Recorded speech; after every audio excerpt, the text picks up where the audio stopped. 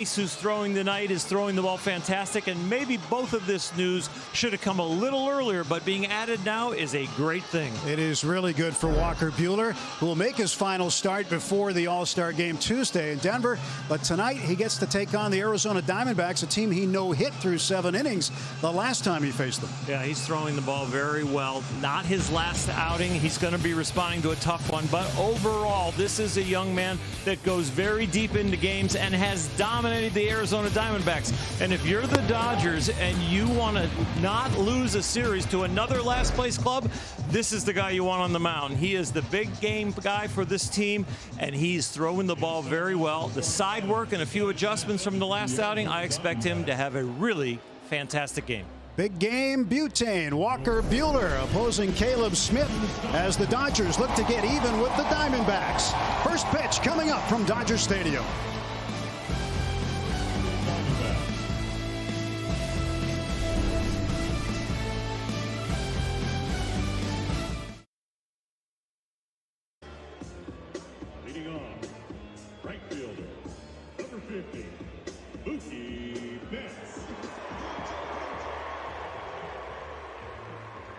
Second, the shortstop, number 3. Dodgers Stadium, Dodgers and Diamondbacks game 2. As the Dodgers look to get even with the Snakes after last night's Arizona win, a rare road win for the Arizona Diamondbacks. Torey Lovullo probably slept a little better than he has in weeks after the win last night. He'll send out Josh Rojas to lead off. Rookie Pavin Smith will bat second, and the switch-hitting veteran Eduardo Escobar. Christian Walker hits fourth. Cole Calhoun returns to the lineup after a very bad hamstring injury, but he is back in the lineup tonight for the first time, activated off the IL today. David Peralta's in left field. He broke up the no-hitter by Buehler back in June.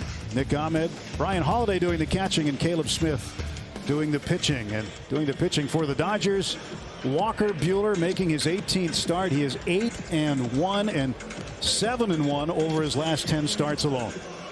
He's responding to some bad news and good news. Bad news is the last start wasn't his best. It's the first time he didn't go 6 innings, only went 5 and gave up a few runs. So he's looking to get back on track there. The good news is this is his first start since being named to his 2nd All-Star team. So I'm sure he's a little pumped up, and maybe we'll see that here in the first inning with the velocities up a tick. Just hope he can command the baseball because he has dominated these Diamondbacks. And certainly he wants to recover from his last start at Miami on the 5th. The first game in that series against the Marlins, where it was the only time this year he didn't go at least 6 innings. He made it 5. But in every other start, in his previous 16 starts, he had gone at least 6 innings in the ballgame. First pitch tonight to Rojas. Fouled back for strike 1, and we are underway at Dodger Stadium. 77 beautiful degrees. Virtually cloudless night. Crowd still pouring in here. Pop-ups, the infielders and outfielders are going to need some help with this guy. Right down to the bottom of the zone for strike 2. Yeah, this can be a difficult time in any ballpark, really, this time of the day. The 0-2 to Rojas. Swing and a miss. Strike 3. Got him. Elevated fastball, low fastball, and then the curveball, which we're starting to see more and more. Well, Rojas thinks he fouled it off and it hit the ground, and that's what Torey Lovullo is going to argue. And home plate umpire Tony Randazzo wants to talk to the crew chief Jim Reynolds about this. Well, it's not a strikeout. So it isn't. They're going to bring him back to the plate. They're saying fouled off, but was not caught by Austin Barnes cleanly. The ball hit the dirt.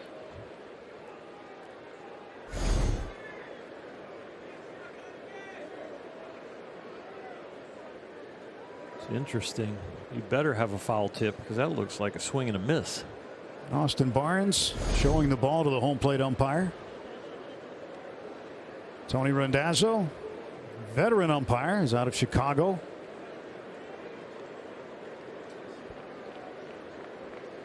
Tony umpired in the 2016 World Series. Twice he's done the All-Star game. The 0-2 fouled off. Still 0-2. There went the immaculate inning. It was 3 pitches out of 9. He was getting there. He was a third of the way. Yeah. He'll offer again. 1 ball, 2 strikes.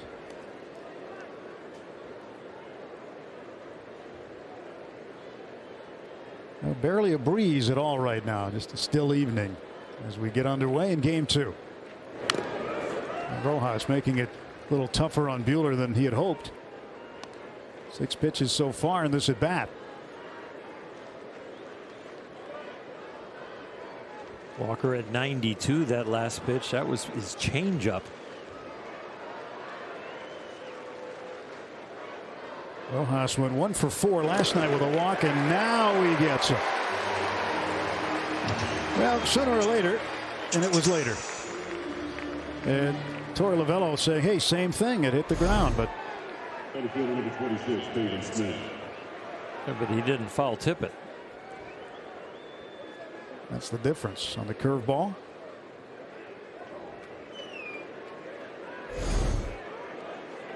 So Diamondbacks manager, he's fighting for every pitch here.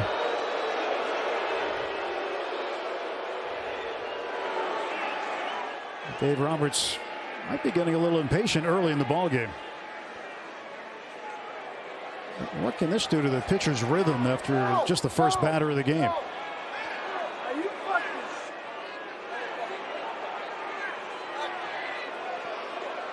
You got your ace on the mound. He's in a good rhythm, throwing the ball well, and these delays, they're possibly saying there's a foul tip again.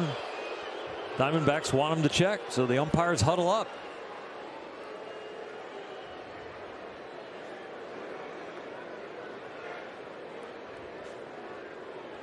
Could be a serious outburst if something is reversed here.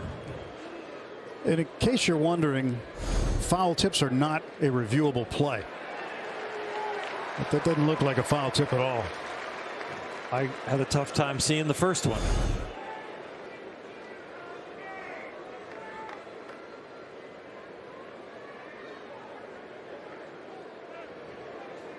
Well, I wonder if the next 26 outs are going to take as much time. Buehler hopes not. And he fires in a strike to Pavin Smith to start that at bat. Could be a little gamesmanship from the Arizona side because Walker has dominated them so much. Seeing what a good rhythm he's in already. Let's just try and get him off track. Little cut piece right there, just missed.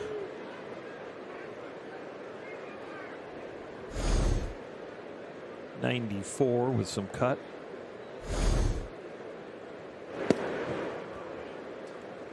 One missing, 2 balls and a strike. He's feeling really good about the way he came out of the bullpen, the rhythm that he has. He's thrown the fastball, the cutter, the changeup, and the curveball. Smith rips this one down the right field line. That's a fair ball. It's going to go to the wall. He'll round first. Betts picks it up and guns it up back into the infield, and it's a double for Smith, his 18th. Like he picked on a 2-seam fastball that was down in his sweet spot.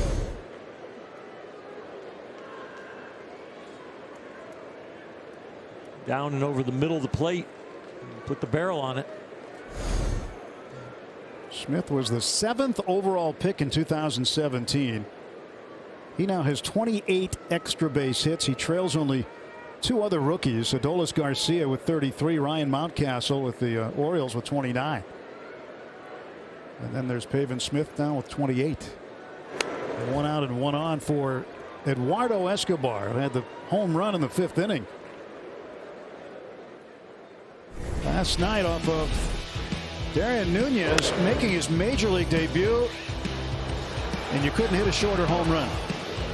Nunez had him fooled and was trying to sneak a second fastball by him. The changeup he was flailing at, but he couldn't get the fastball by him. Escobar with 20 home runs now, 60 runs batted in. And the 20 home runs are his most through his team's first 90 games. 2019, he had 18 home runs through 90 games. So he is ahead of his 2019 pace. You'd have to think, Orel, as we get through the month of July here, that there's probably been some conversation about Eduardo Escobar from some other teams around baseball that are in contention. You got a guy who can play multiple infield positions. He can switch hit. And he's among the leaders in the National League in RBIs with 60. Yeah, he's going to be a very expensive piece to acquire. There probably A is going to be competition, and B, he's very talented and very versatile.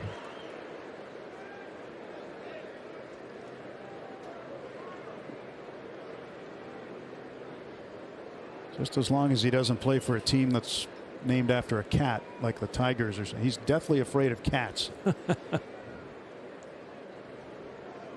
2-2. Got him. Strikeout number 2 for Buehler. Both with the breaking ball, the curve ball. He hasn't busted out the slider tonight. He's shown the cutter. And this a curve ball in the strike zone. Gets the strike. Strikeout to Rojas was a bouncing curveball. 2 strikeouts already for Buehler. If Dodger pitchers combine for 10 or more, everybody gets a free Jumbo Jack tomorrow at Jack in the Box with a purchase of a large drink, valid only at LA area restaurants.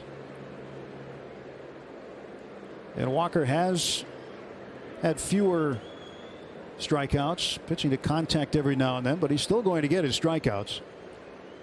Christian Walker takes a ball just outside at 98. Walker has been tough on the Dodgers.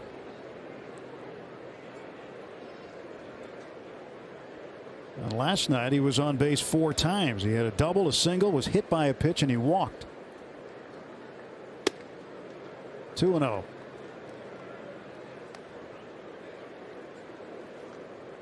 Christian Walker has a hit in 5 straight games. Overall, it's a down year for him, but he came into this series hot, and he loves to play against the Dodgers. And while the Diamondbacks have had their road woes, Walker's hit safely in 7 straight games away from Phoenix. And he gets ahead of Buehler here, 3-0.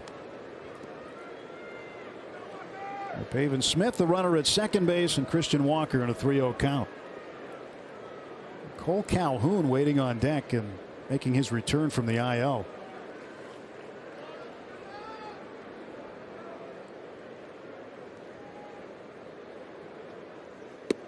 And Walker will head down to first base. Free pass. I don't know if that was a strategic walk or he just started to pitch him a little carefully when he fell behind 2-0, knowing he's swinging a hot bat. One thing I can tell you about guys coming off the IL, they don't see big league breaking balls like Walker Buehler's on rehab or in simulated games. So if you're going to think about how to pitch him and there's something on the scouting report of where he can't hit spin, you might want to think about spinning the baseball to him. Right knee medial meniscus tear was the original reason he went on the disabled list, or the injured list rather.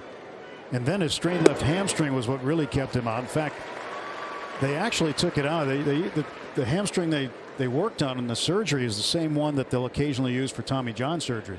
They'll go in and get a piece of that tendon and put it in the elbow. But that's the one that Cole Calhoun had worked on, and he is back in the lineup. No coincidence he's back here tonight after his numbers against Buehler. 3 home runs against Walker. But Walker ahead of him here. 0-2. Cutter changeup or cutter 2-seam. Tried to bring it in towards his hand on the first pitch and then take it away from the barrel on the second pitch.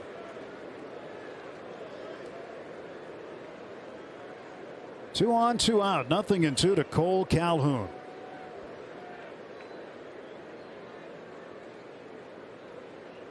Got him. Buehler strikes out 3, gives up a hit, and the Diamondbacks lead 2. Half inning in the books at Dodger Stadium. No score, and the Dodgers coming to bat. Lexus dealers, no ease. They've been giving away too many runs, unearned runs, 2 errors yesterday. They have 6 games in a row where they've committed an error. They need a clean game. Get him 3. Walker Buehler, when you get him 3 runs, is 7-0 this year. And RISP hits, they were 0 for 8 with runners in scoring position last night. That led to the loss, including those errors. Mookie Betts will lead off for the Dodgers tonight once again as he tries to get on base and lead this team to a win tonight. Chris Taylor playing shortstop, hitting second. Then Turner, Muncy, Albert Pujols at first base. Cody Bellinger moving down in the order to the 6th spot against the left-hander. A.J. Pollock had a big night last night. Austin Barnes hitting 8th, and then Walker Buehler will bat 9th. And here is Caleb Smith. He delivers a ball to Betts. Smith making his 8th start since injuries forced him to be moved into the rotation back on the 1st of June. But it is his 27th appearance overall. Opponent's hitting .207 against him. A strike to Mookie. Now Mookie has said the goal for him and for his teammates is to win a World Series.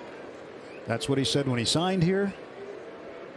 And that's what he said a little earlier, just in terms of not participating in the All-Star game. And he feels by taking those days off, he can get the necessary rest he needs.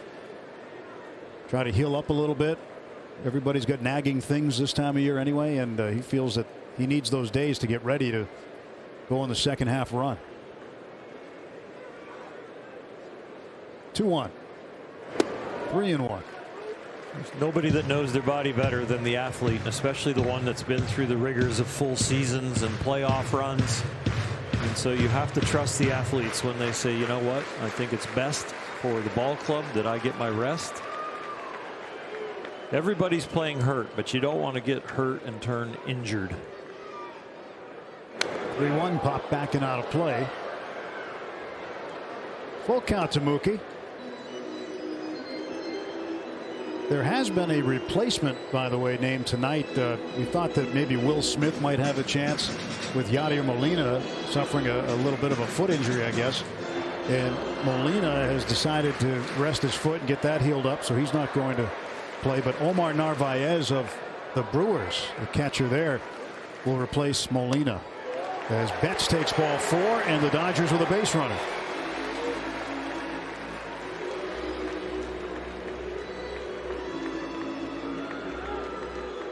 Shortstop, number 3, Chris Taylor.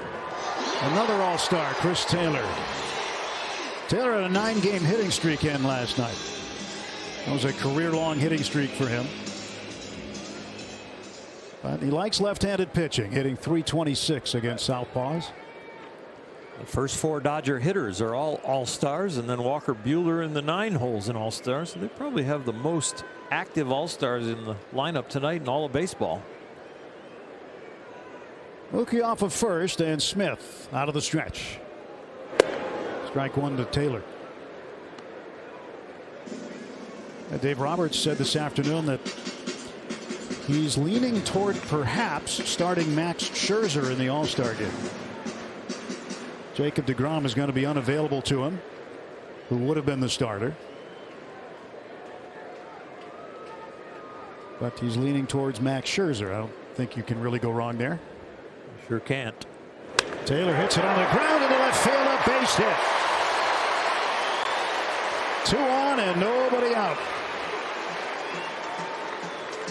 Taylor is hit safely now in 10 of his last 11. This ball is up. He doesn't get it in the air, but he hits it hard. A couple of hops through the infield. Finds that 6 hole. Well, the Dodgers have set up shop, first and second, nobody out. And now at the plate, a guy who's been red hot and just added to the All-Star club again, Justin Turner. He has been on base safely in 26 of his last 27 games. And during that stretch, hitting .378. 10 extra base hits. An OPS over 1,000. He has been really hot. Dodgers trying to get something going with runners in scoring position. Last night, 0 for 8 And over their last 5 games, and they struggled for 3 of those in Miami, but over the last 5, 10 for 47 with runners in scoring position. That's .213 average. Outside corner for strike 1.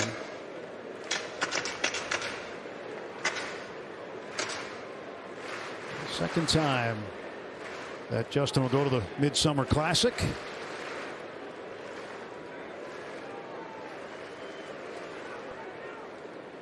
Two on, nobody out. Bottom of the first. 0-2. It's nice to see Justin today before the game on the field. Had an opportunity to chat with him for a bit and congratulate him on his all-star selection. And nice to be able to get back down there. Taking steps toward doing more of that these days. Getting a chance to talk to the guys more. Of course, Justin, one of the best to have a chat with.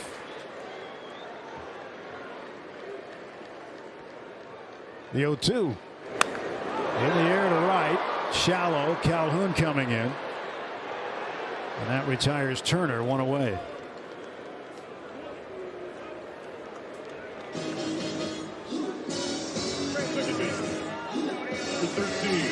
Caleb Smith with 1 out. Now he'll face a left-handed hitter in Max Muncy.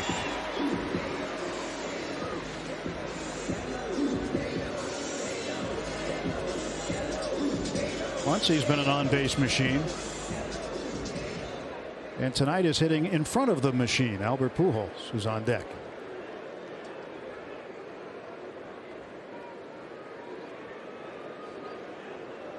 Has reached base 18 games in a row.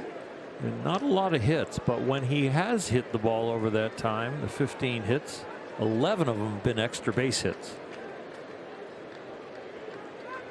Betts off of second base. Taylor off of first. First pitch to Max. Ball 1. So a lot of the guys were sporting some T-shirts today in honor of Albert Pujols, and Max Muncy somewhat behind it.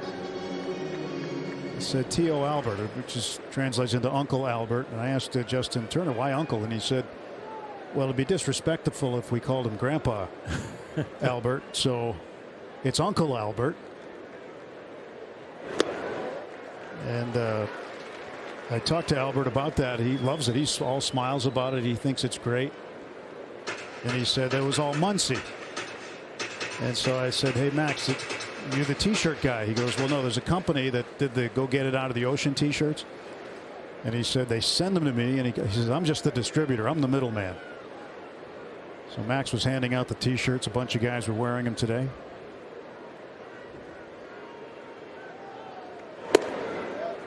Let's see. 3-0.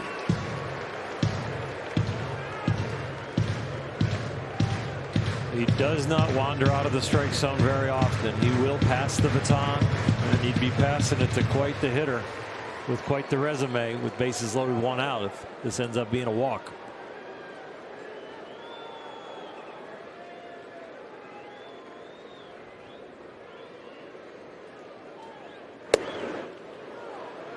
Smith gets back in the count.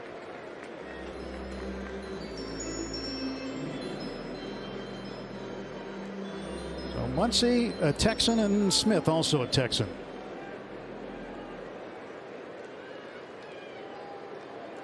Smith from Huntsville, Texas. Went to Sam Houston State.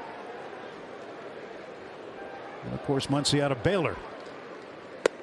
And another strike call. So 3-2.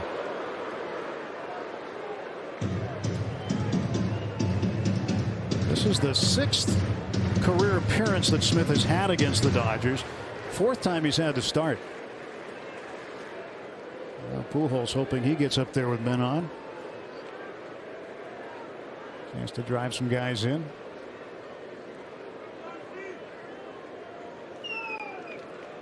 The Dodgers had a little trouble with Caleb Smith on the 18th of June at Chase Field, where he tossed 6 scoreless innings, allowing just a hit. A.J. Pollock had the only hit against him at that time. And Max ropes it down the right field line. That's going to bounce and stay fair. Here comes Mookie to score. Rumbling in behind him is Taylor. 2-0 Dodgers. A one-out double for Max Muncy. His 14th double. RBIs 48 and 49 for Mad Max.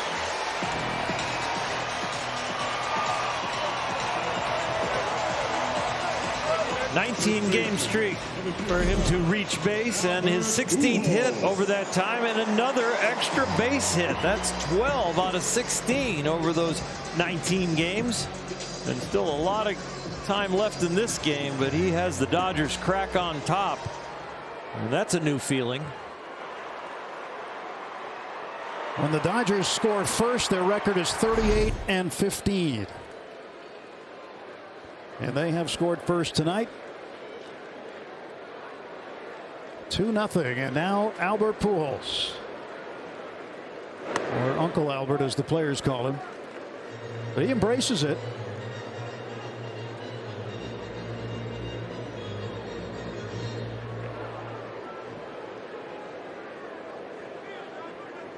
"20 runs batted in with the Dodgers already. The heavier balance of his home runs have come with the Dodgers, 6. He had 5 with the Angels. 2 balls and no strikes to Albert. The numbers he's putting up against lefties are still Hall of Fame worthy. So when you look at his overall numbers, yes, it's a little lower than his career numbers, but against left-handers, where he gets most of his at-bats with the Dodgers, Hall of Fame status.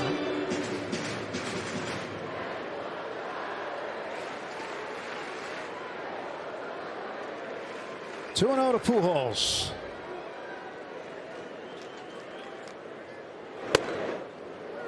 Fastball strike.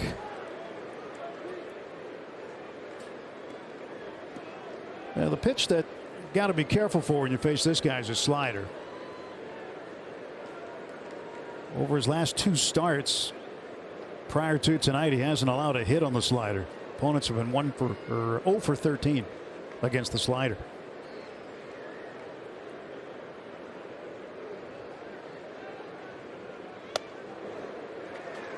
Pujols ahead, and the Dodgers working the pitch count of Caleb Smith already in the first inning. 21 pitches and only 1 out. Max Muncy with the big swing so far, a 2-run double.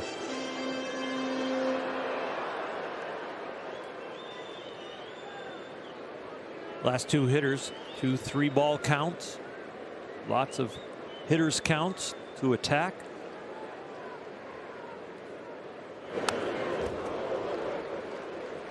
Full count.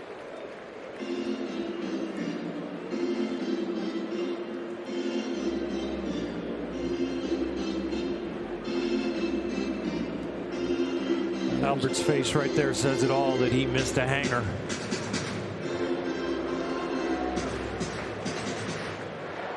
See what Smith comes back with here, if he challenges him with a straight one or if he tries to spin it again.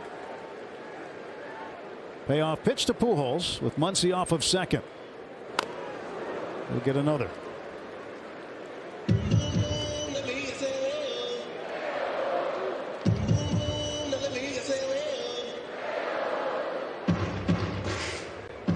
Be nice to see Albert in one more All-Star game, wouldn't it? It would. I would have liked to see him replace somebody this year. Kind of a Lifetime Achievement Award sort of thing. He still wants to play, so maybe next year. Payoff pitch to Albert Pujols. He pokes it down the right field side, but it slices into the netting. Emergency hack on a fastball for a ball, because he's looking for the ball to start outside, because then it could be that slider and he could attack it. It ends up not being the slider, so he's just got to spoil it.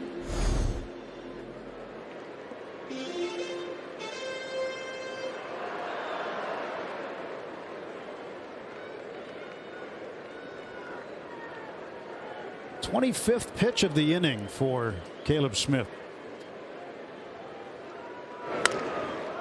And there will be more. I mean, you're looking at working him. You got 1 out here, not a forced play, so you're looking at 30 pitches or better for Smith in the first.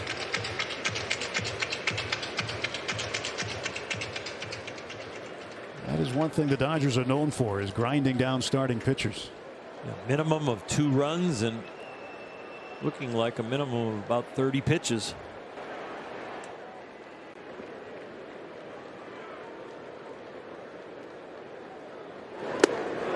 And he finally gets Albert. So Pujols strikes out, and there are 2 men down. Slider, fastball, curveball, and now changeup. 4 different pitches over the last 4 to Albert. He gets him with the change.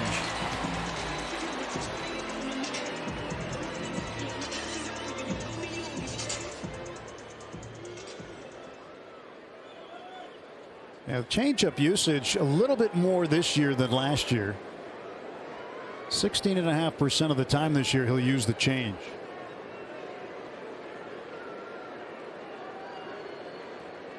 Cody Bellinger looking to get that swing going again. As the Diamondbacks play him to pull, he takes a strike.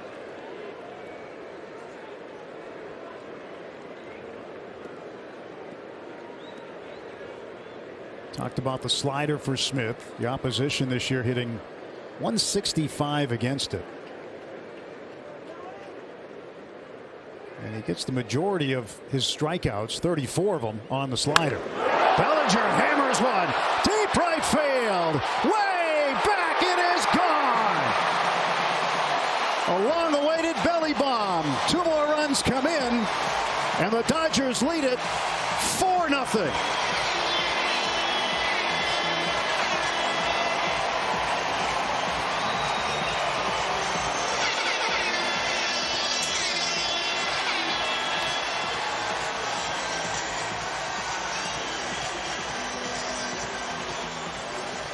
Two games before the All-Star break, and some at-bats are bigger than others, and this one was huge for Belly. To have the days off at the All-Star game and around it, and to go into it feeling good, it will be big for him. That's his first home run since the 27th of June against the Cubs, and for Bellinger, his 4th of the season.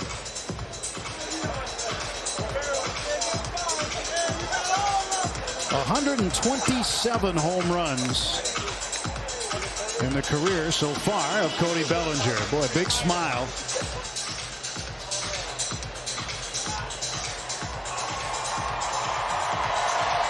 And how much more rewarding is it for him to hit it off a lefty?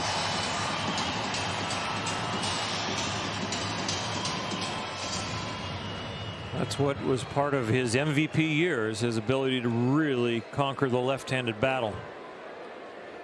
A.J. Pollock takes inside, and A.J. has been dialing up the long ball a little bit this month. Got one last night in the 3rd inning to lead off an inning. So far in July, he's hit 4 of them. 10 on the season. Base is clear, 2 down on the 1-0 pitch.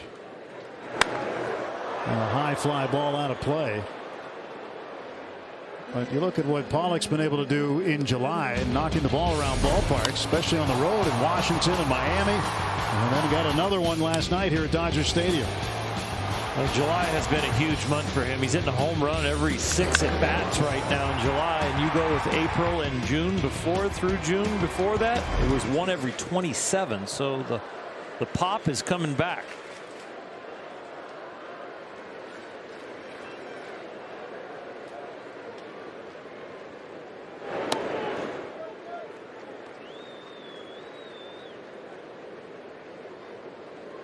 Two balls and a strike to A.J.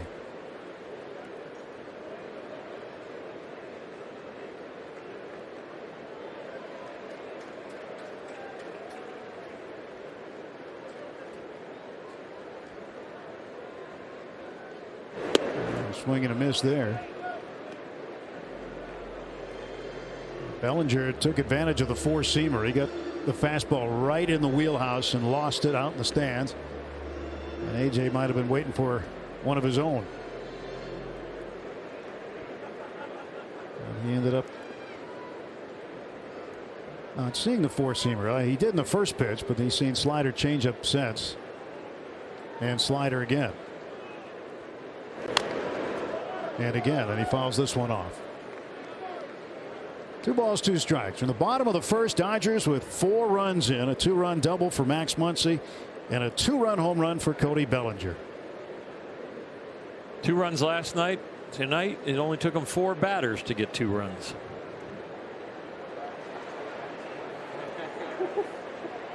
An auspicious beginning, one might say. AJ hammers one to left. This one's way back. This one's gone. AJ Pollock, home run number 11. And it's 5-0 Dodgers. Oh, what a smack by Pollock.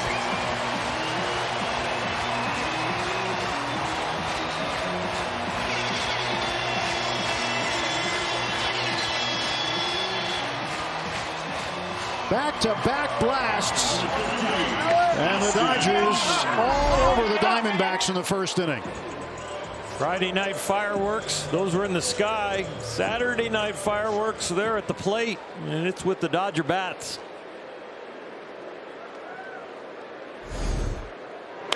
Sixth time this season the Dodgers have had back-to-back home runs. Austin Barnes to Peralta in left, and the Dodgers pick up 5. Bellinger with a home run. Pollock with a home run.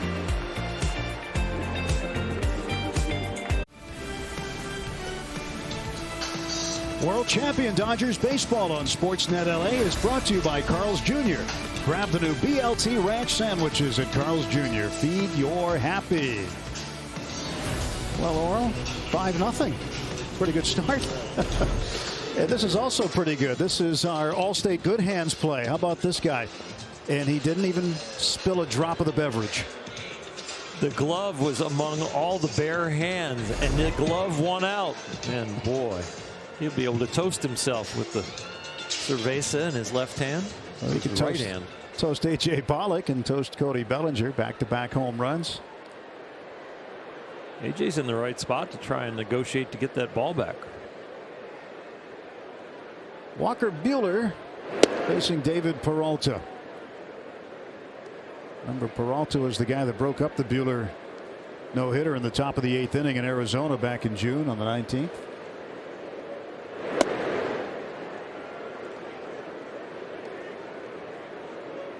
And you've seen Buehler so many times have just some dominating performances.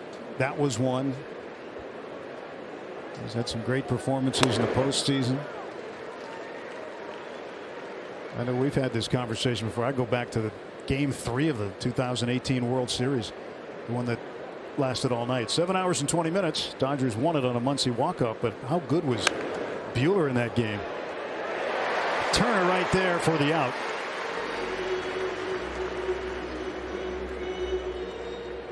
Walker's going to have a lot of memorable games in Dodger fans' minds, and he's going to have them greet him the rest of his life, and they're going to say, I was here when, and one of them is going to be when he throws a no-hitter.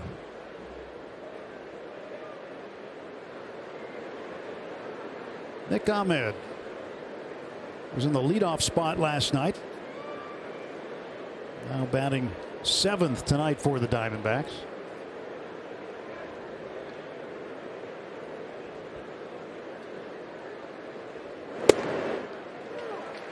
Strike to Ahmed.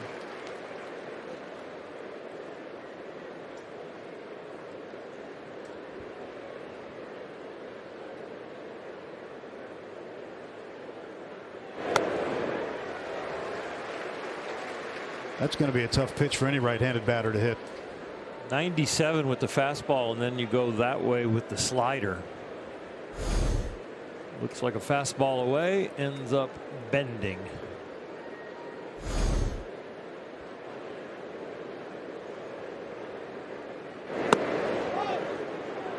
Right back to it, but Ahmed learned his lesson. When you can make big league hitters look like little leaguers, you know you have elite stuff. When they wander far outside the strike zone, there's some anxiety in the beginning. Strike 3 on the foul tip. That's 4 strikeouts for Buehler. Because of that, The elevated fastball at 96 will make you bite on the slider, but then once you lay off the slider, you don't catch up to that. It's one of the elite fastballs in Major League Baseball. And he's got the good slider going tonight. And as a hitter, one of the big differences that you learn going from the minor leagues to the major leagues is how to hit a slider or how to lay off a slider, even more importantly. Brian Holiday, the catcher. But when you're pitching to a guy, you realize that you're throwing him the slider, the good slider or curveball, and you realize he's recognizing speed and spin. You know, how do you recognize that as a pitcher, and how do you adjust when you realize somebody's picking you up? When they take it, when they take it, and he just went to the same spot twice with Ahmed. So Ahmed had learned from the pitch before, but all of a sudden, if he's got that in his memory bank, you do definitely want to think about going somewhere else. Strike 3. Thanks for coming. That's strikeout number 5. And Buehler retires the side in order.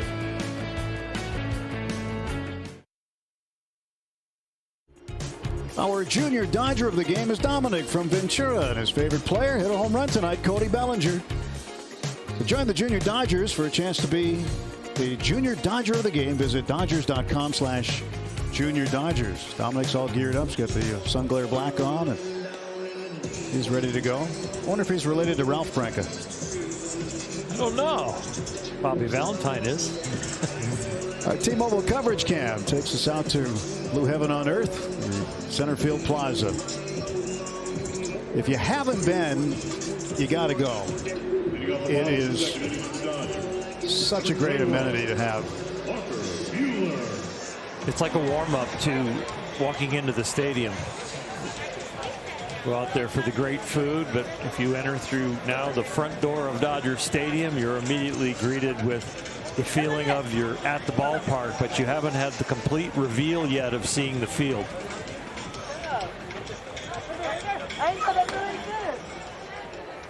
And you will like the food too.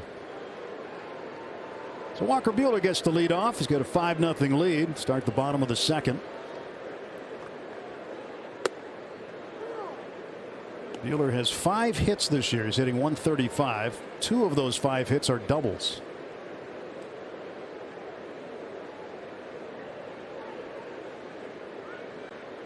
To right field and a base hit. Oh, solidly struck by Buehler. And the leadoff man is aboard in the second. The hits just keep on coming. Even the pitcher, Walker Buehler, with a fine swing right there, keeping the barrel above that fastball. Line drive to right field. That feels so good when you do something unexpected. And we see Buehler during the day going through, his workouts as far as hitting is concerned, and other starting pitchers too. Mookie Betts takes a strike. You talked about bunting last night and how much time you put into that, but I mean, I know you did. You put a lot of time into hitting. Yeah, it's an edge. I think you can beat the opposing pitcher. You get your bunts down, he doesn't. More opportunities to score. All the different little things you can do.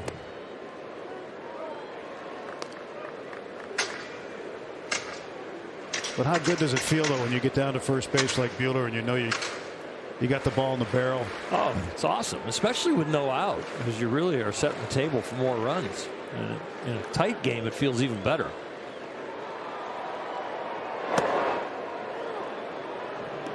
Strike 2 to Betts. You do get jabbed a little bit when you get back around the regulars. They will tell you that the game is not that easy. You're out there pitching every 5th day. Maybe get 3 at bats, called on to bunt, maybe 1 or 2 of them, and then you get a hit. Especially the guys in a slump, they don't like you. They say, that's my hit. Yeah. What are you doing getting my hit? Stop showing me up.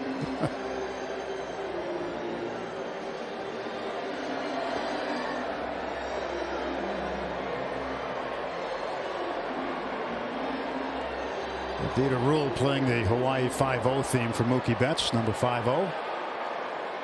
5-0 on the scoreboard. Exactly.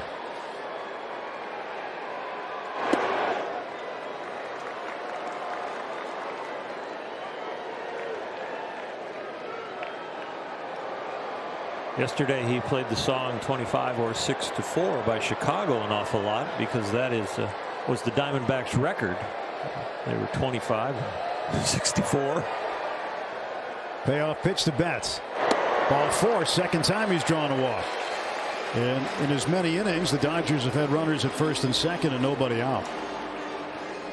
But that's a big part of the fun of coming to Dodger Stadium and listening and hearing how creative it is. I haven't seen anybody in Major League Baseball who is as creative as the Dodgers organist Dieter Rule.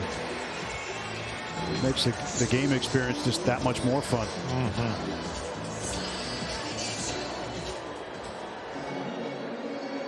Of course, you can't forget DJ Severe and the music he plays. Well, the whole on the field entertainment department, Greg Taylor at the head of that, they do a fantastic job. Here's Chris Taylor, 1 for 1 with a run scored.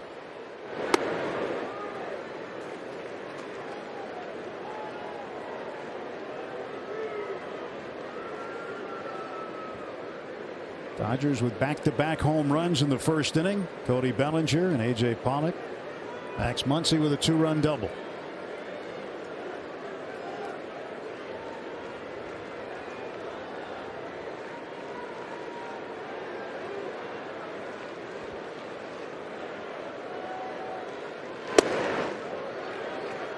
And right now Caleb Smith having an issue finding the strike zone.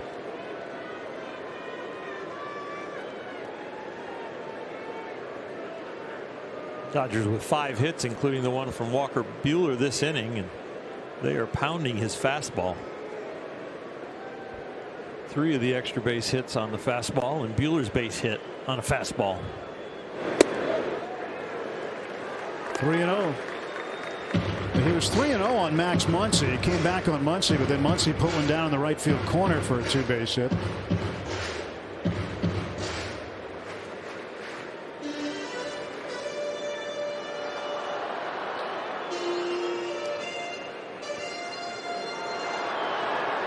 Matt Herges along with Torey Lovello.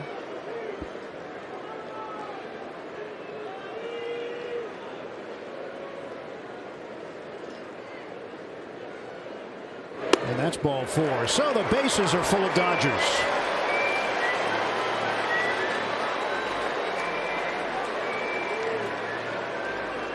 Well, the Dodgers with the bases loaded have been very productive this year, more than most teams. 7 grand slams. Gavin Lux has 2 of those. A.J. Pollock and Matt Beatty had them in the same game. Zach McKinstry has one. And, of course, Max Muncy in D.C.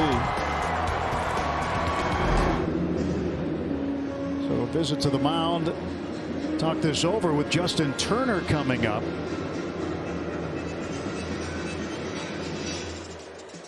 And Justin wants to get in the Grand Slam club. He doesn't have one in his career. And this year 2 for 5 with the bases loaded. He's driven in 7 in these situations.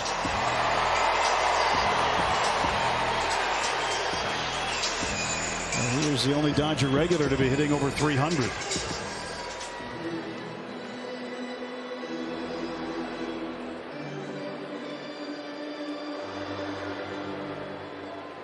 His .302 average is 4th in the National League. So right guy in the right spot.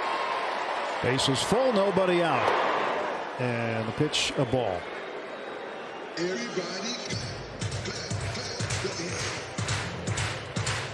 I don't know if you saw the secondary lead that Mookie Betts got. He was almost halfway down to where Buehler is. But the second baseman not paying a lot of attention to him. Josh Rojas. And it's 1-1 now to Turner.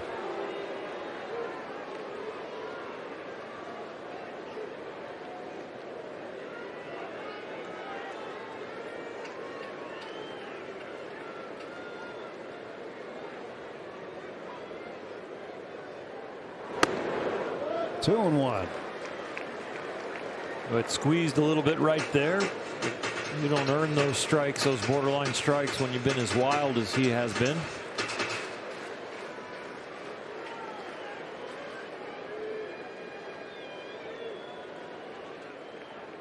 The 2-1 pitch popped up right side, heading toward the seats, and it's dropped. I think it hit the screen. The netting might have deflected it. Let's see if it hits the netting first. And it just kind of grazed it as it came down.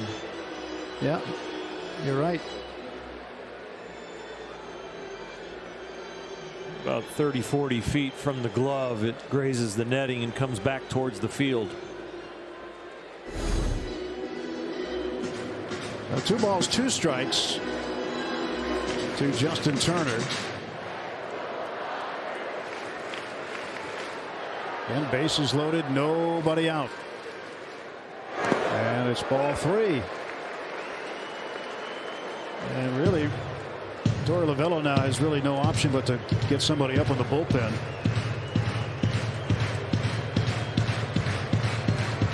Matt Peacock is now warming, a right-hander.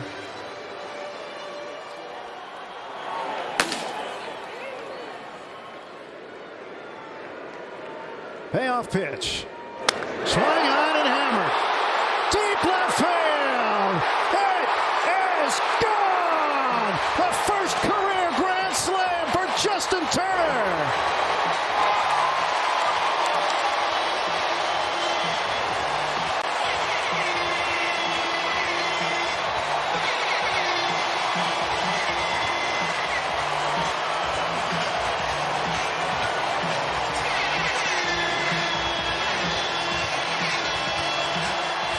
How do you like that?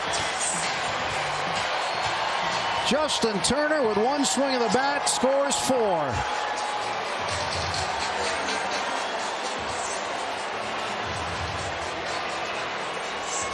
9-0 Dodgers.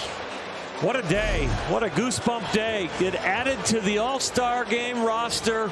Going to be headed to Colorado. And this wall right here is headed to the bleachers. What a beautiful picture, and what a great day for the Dodgers and Justin Turner. Great catch. And that's a catch and a souvenir that fan will remember. Justin Turner's first career grand slam.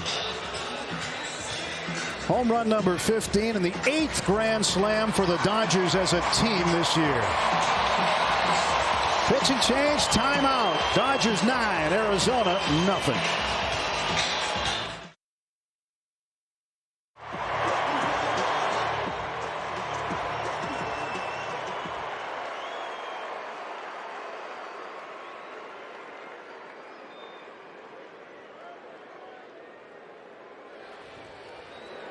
Matt Peacock, first pitch of his outing is high and away for ball 1 to Max Muncy.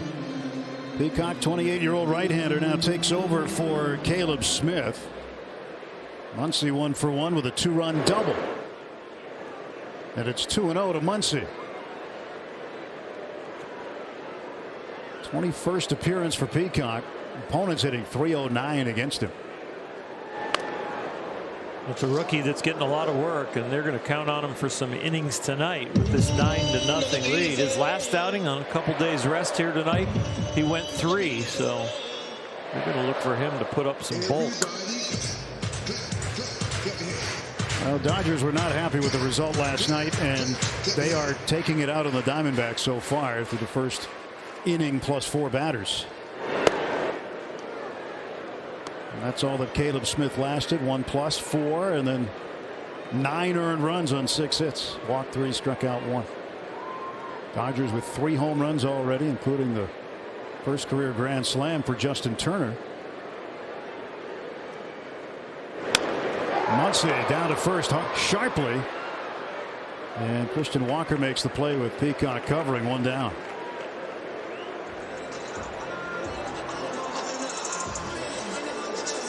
What was nice to see too during our pitching change break was Justin Turner was shown on the on Dodger Vision and ended up getting a standing ovation around the ballpark. It was great to see. And then they took a shot of the young man in the left field bleachers that caught the ball. So linking it all together. Pujols 0 for 1. Strikeout victim first time up, and he takes a strike here. Playing him very deep on the left side are the Diamondbacks. Albert goes to the right side, but slices it out of play.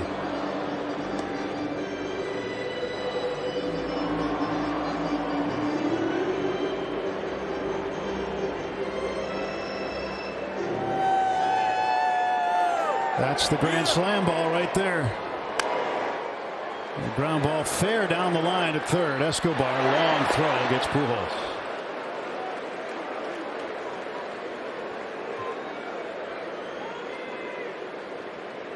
Two men out, and Cody Bellinger will now face Peacock. Number 35, Cody Bellinger. What a shot for Bellinger, as he hit a no doubt home run. And he looks at a strike here. StatCast powered by Google Cloud. Boom.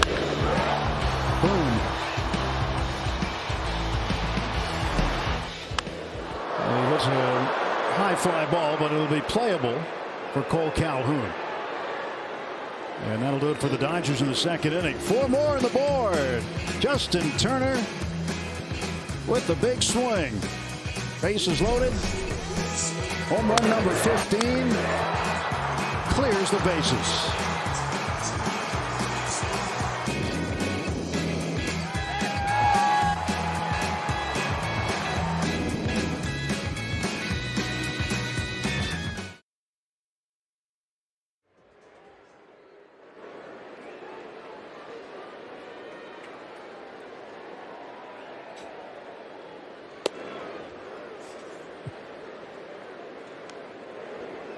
The Dodgers 9 and the Diamondbacks nothing. Matt Peacock batting, and 0-1 count on him. Now it's 0-2 quickly, and Buehler would love to make quick work out of the Diamondbacks pitcher here. We missed the first pitch because Matt Peacock stepped out, and they said play on, and it was strike one. He loops one toward right field. A leaping attempt by Muncy. And it's a base hit for Peacock. Oh, that would have been a remarkable catch had Muncy been able to hang on. I love the fact that Max Muncy is upset. In a 9-0 game, he's headed to the All-Star game in a couple of days, and he is still grading himself at a very high level. Boy, almost a snow cone. It was in there, but then the impact with the left foot to the ground as he landed takes it out of the glove.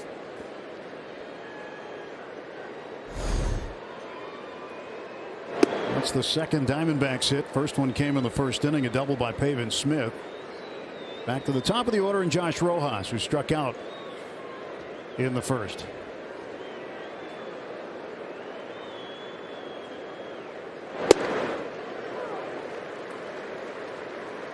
And that's the thing now. You've got a 9-0 lead as a pitcher, and you want to pitch like it's a 1-0 game, right? Yeah, you just keep in your mind that you're going to just continue to pitch your game. People will say, well, you know, don't walk everybody. Don't you know, throw right down the middle. No, you can't do that at the big league level. You've just got to continue to keep your edge. Set guys up, pitch to them the way you can and want to. You just can't sit there and throw the ball down the middle.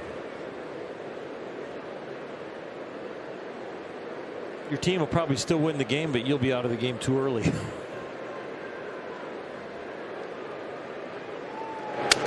Broken bat pop up. Turner calling. 1 out.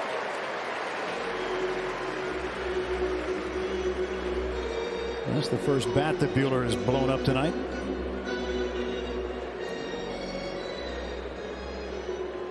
Number 26, Pavin Smith. Pavin Smith is 1 for 1.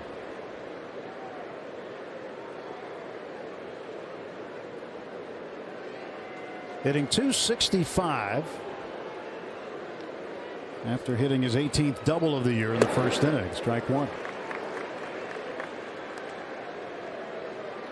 And when you look at what Buehler has done so far in the season, 8-1, certainly an all-star season. I think a lot of folks thought he should have been put into the first round anyway of voting. But his wins are tied for 5th in the National League. His ERA coming into the game at 2.49, 8th in the National League. Batting average against 196. That's 9th in the league. So those are three pretty important categories, and he's in the top 10 in all of them.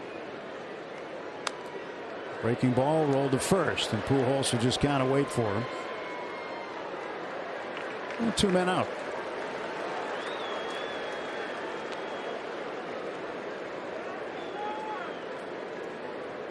Number 5, Eduardo Escobar.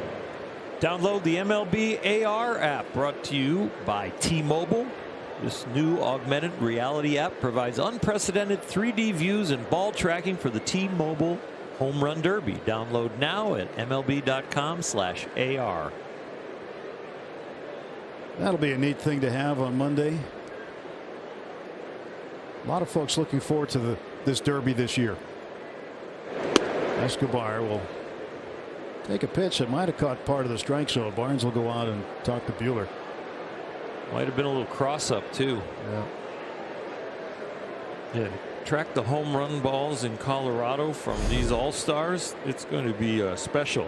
Some of them, when it comes to the distances. Well, considering they're not going to use the humidor and the balls are different for the home run derby anyway, they might have to track them at NORAD in Colorado Springs.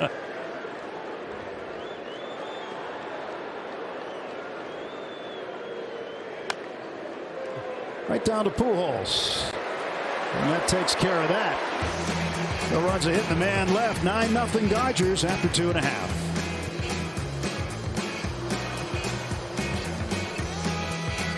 An all-new backstage Dodgers, Dave Roberts names Rockies manager Bud Black to the 2021 National League All-Star Team coaching staff, and a chance to look at how Roberts broke into the coaching world on Bud Black's San Diego Padres staff. Don't miss Backstage Dodgers this Friday, presented by Cadillac.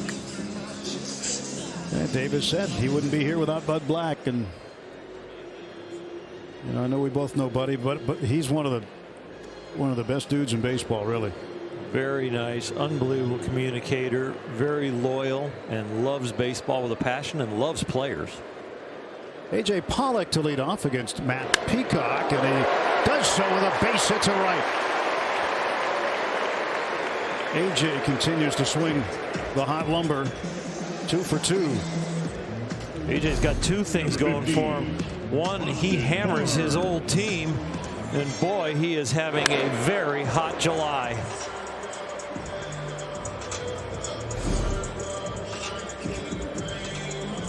Third straight inning, the Dodgers have had the leadoff man on base. Austin Barnes is 0 for 1. He flied to left in the first.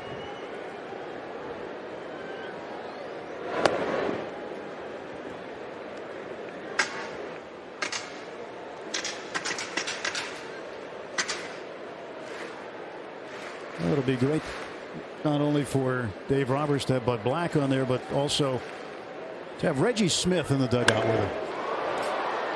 Barnes hits one toward the right field corner. Cole Calhoun will catch it for the out. Reggie, another mentor of Dave Roberts and very close friend. Number 21, Walker Buehler. I love the fact that Dave Roberts and baseball are kind of reaching back into the past to some of the greats, and to have them meet the youngsters on the All-Star team, the current All-Stars. Dave said when he called Reggie, he said the phone call was emotional. Walker Buehler 1 for 1. He had a base hit to lead off last inning.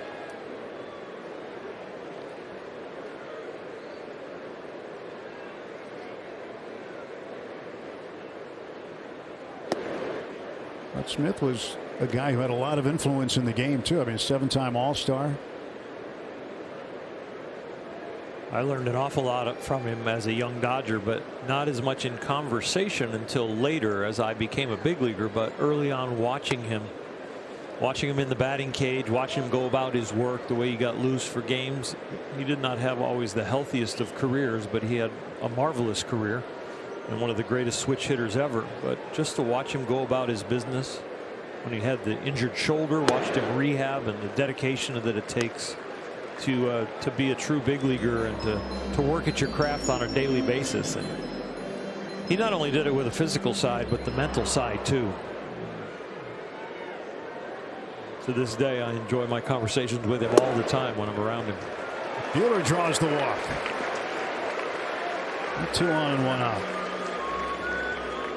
And again, Reggie had to make adjustments throughout his career. Remember, he started as a second baseman when he first came up.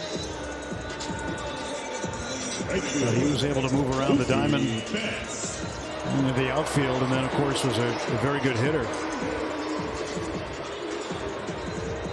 And he's done such great work off the field, too. Yep. One of the best hitting instructors you're going to find. Mookie Betts has scored 2 runs tonight, and he's walked twice. 3rd inning, 3rd time up.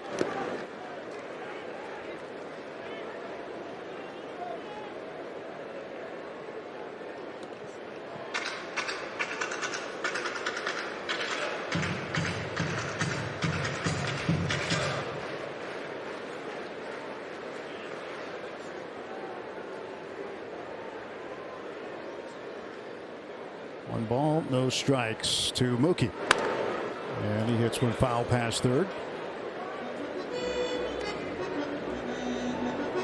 So the Diamondbacks have made a change defensively. Eduardo Escobar is out of the ball game, and youngster Josh Van Meter will take over and play the rest of the night there.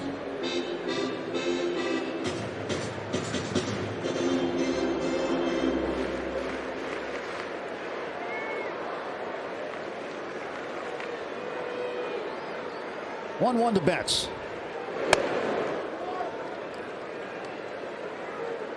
Dodgers will make a change in the lineup as well. On deck behind Mookie Betts right now is Gavin Lux. So Chris Taylor will call it an early night. And a strike to Mookie. Quick turnaround into the day game tomorrow. Chris Taylor on his way to Colorado after that. So Dave Roberts getting him off his legs a little early here.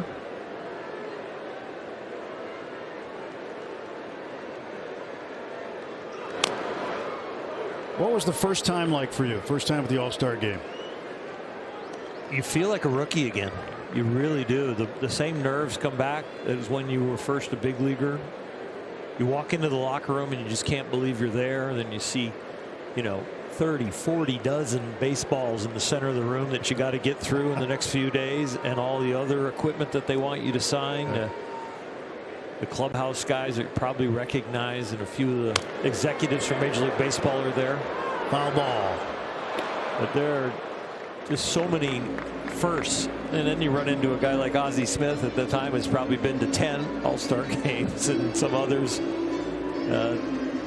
competitors that you have pitched against and have played against and had some battles with, but now you're teammates.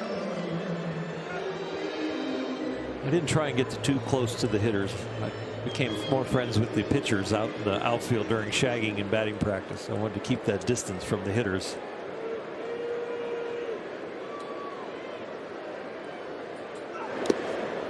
Three and two. It's a place where you can learn a lot too.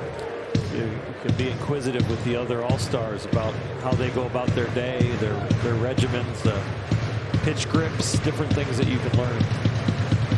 So your first time was in Oakland, right? Yep. 1987. Yep. Was there any particular pitcher or player that you wanted to meet that you didn't know, that you thought, hey, I got to take an opportunity to meet this person? At that point in my life, probably not. No. I wish. 3-2 fouled off. I was so overwhelmed. You're talking to a 17th round draft pick. Okay, I was a suspect, not a prospect. All right. So it's a pretty heady experience to make an All-Star team. You mean you had scouts looking at you with one eyebrow raised? Pretty much, you know. You fall to the 17th round. You weren't lighting up many radar guns and making people think like, we got to really take a chance on this guy. You're more of a roster filler. 3-2. Ground ball is short. Ahmed flips to Rojas, one on to first, a double play. So Mookie Betts gets into a double play, and Peacock gets out of the third.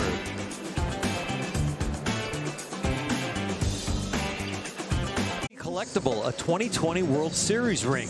This one-of-one NFT will be auctioned off beginning on Monday. All proceeds, net of third-party administration fees, will be distributed to the Dodgers Foundation.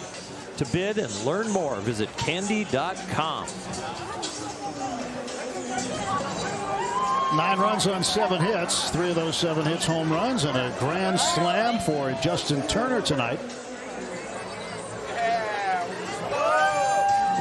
Gavin Lux in the ball game as he takes over at shortstop. Once he'll remain at second base, and Pujols at first. Turner still out there, so Lux in for Chris Taylor. Taylor calls it an early night. And Walker Buehler will work in the 4th inning against Christian Walker, Cole Calhoun, and David Peralta. Walker Buehler might end up not going 6 innings tonight with the selection to the All-Star team and possibly an inning of work over the All-Star break in the game. So here it is Saturday night. He'd have Sunday night, Monday night. Get ready for the game. Maybe an inning there for Dave Roberts. So he might pull him out of this one after 5, even though he's pitching so well, to make sure he gets enough rest and stays healthy through the All-Star game. I think you'd want to let him go just long enough to get the decision. Good pitch right there, knee high outside corner. Give him the opportunity to get his 9th win and then rest up. Now, the way the schedule goes, Oral, this is Saturday. Now, Tuesday is the All-Star game. Now, how does that fit into Walker's schedule in terms of a throw day? I mean, getting him into the game, and what would that mean for his normal schedule? I think the one good thing is that Dave Roberts is the manager, so he'll find out how Walker feels, and that would be the day that he would do his side work. Maybe he could bring him in right in the middle of his side work. He's got the side work going in the bullpen at the All-Star game. Bring him in for a batter or the last out of an inning, because the pitching in an All-Star game with adrenaline against the Stars is a lot more work than just a normal side work where you're getting some exercise and refining a few things, getting some blood flow before your next start. So that could end up adjusting his side work. It could end up adjusting when he starts in the second half of the season. 6th strikeout for Buehler, so more than 5 now. 4 more, and everyone gets a free Jumbo Jack tomorrow at Jack in the Box with the purchase of a large drink, valid only at LA area restaurants.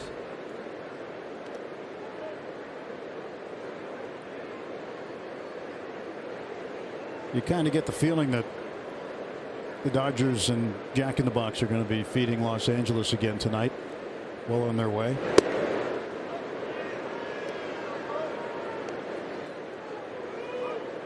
Walker has become more efficient with his pitches, keeping the pitch count down, striking out a few less batters, but when he needs a strikeout, he knows how to go for it.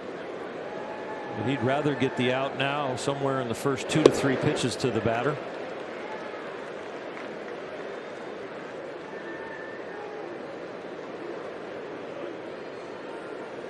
So Buehler getting ready to go to his 2nd All-Star game, a 2nd consecutive one. And when you went to your 2nd and then your 3rd, what was different for you when you were a veteran, but a veteran now of the All-Star game? You're just so much more relaxed, you know, and you're having fun. It was never work for me. It wasn't something like, oh, I'd love to opt out. Maybe if you get to your 10th or 11th, I don't know, but what an honor, and just another way to walk onto a field with the world's best and see how you do. You sure don't want to screw up when you get in the game, I'll tell you that. I mean, you're looking around, you get some different teammates. You might be throwing to a different catcher. And yep, there's some communication there on how you want them to set up and what your signs are. How do you simplify it? Nobody's really trying to steal signs in the All-Star game, so you don't worry about it. Just I like my target here on my sinker away. I like my target here if we're coming in. Here's what I want to do. Keep the glove on the plate for any breaking ball where we're even or behind in the count. Keep the glove off the plate slightly or down when we're where you want the ball on a breaking ball when we're ahead. It's pretty easy. When you get to this level, the guys are pretty adept at knowing what to do. Justin Turner with the infield assist and the shift. So 2 men out, and Peralta late on that one for strike one.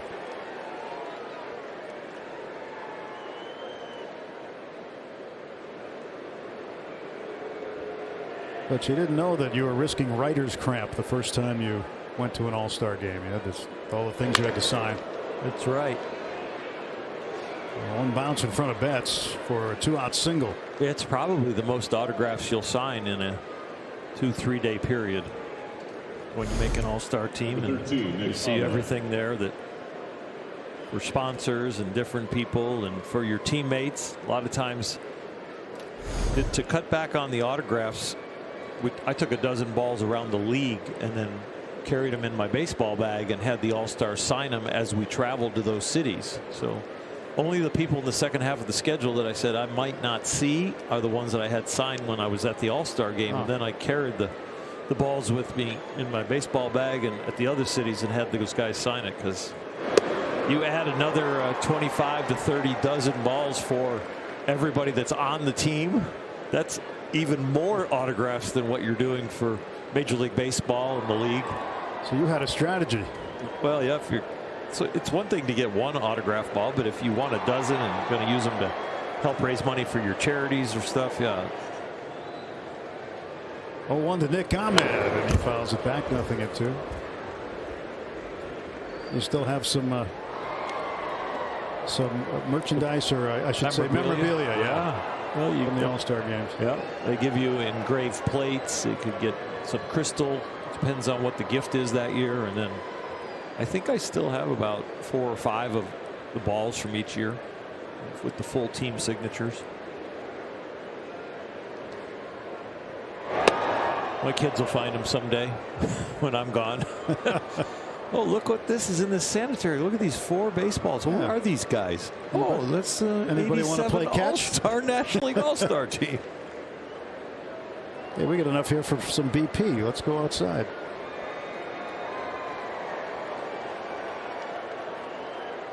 Ahmed reaching for one.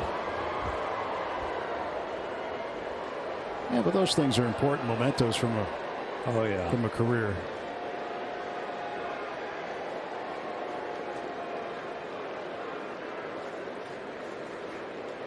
I think one of my most special balls that I have is a ball that has an autograph of Kirk Gibson, myself, Dennis Eckersley, Tommy Lasorda, and Vin Scully. Wow, that's a one of a kind. From the 80s. No, we did you do more? We each have about a half a dozen of them. Long throw for Lux, and he gets them. Talking a little memorabilia on this Saturday night.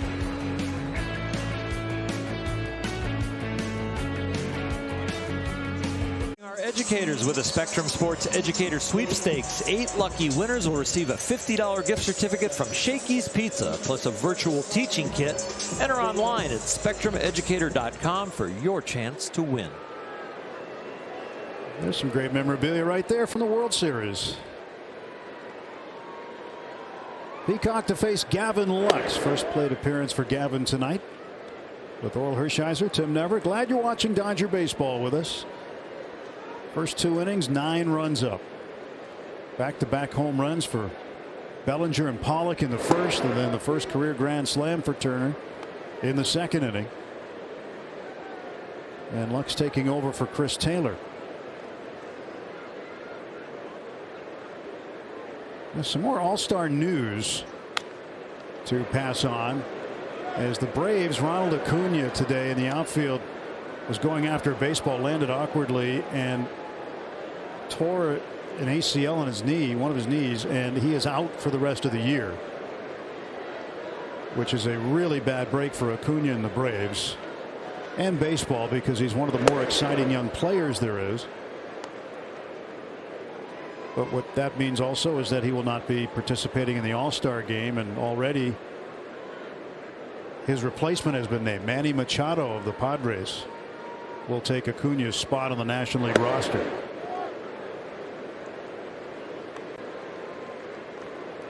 A guy like that goes down, that is sad for all of baseball. Very talented young man, and you wish him well. Lux will hang in there. He'll get another 3-2. So Lux, then Turner, then Muncy. 2 up against Matt Peacock in the bottom of the 4th. As important as the home run from Belly was good for his psyche, Gavin Lux, when these few at bats, would be good for him to get on track. Off speed pitch got him. Strike 3.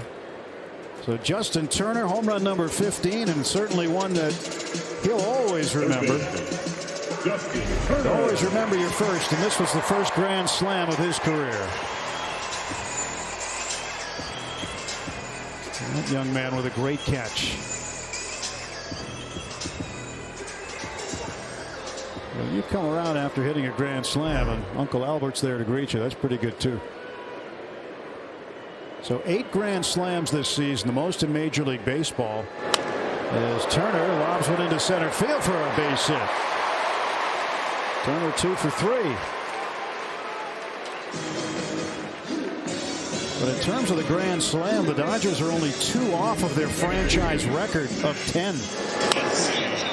We've seen hits like this for a long time now for Justin Turner. The last month or so, where he gets the bat on plane, doesn't hit it tremendously hard, but makes it into a line drive.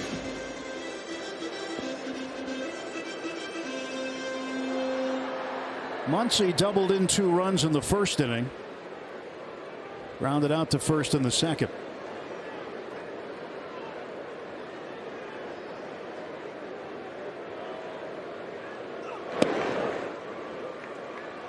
Yeah, 2004 Dodgers hit a lot of grand slams, 10 of them. That's the franchise record. Adrian Beltre had 3 of them. They won a world championship last year with no grand slams. Yeah.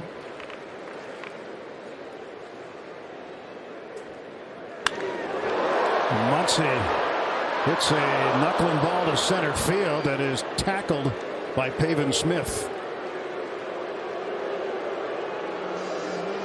Turner wasn't sure if it was caught or not.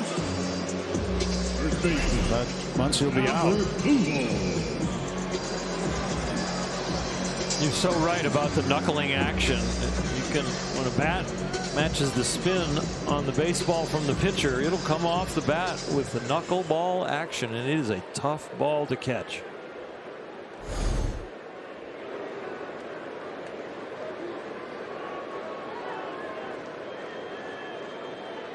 Two outs for Pujols. Ball 1.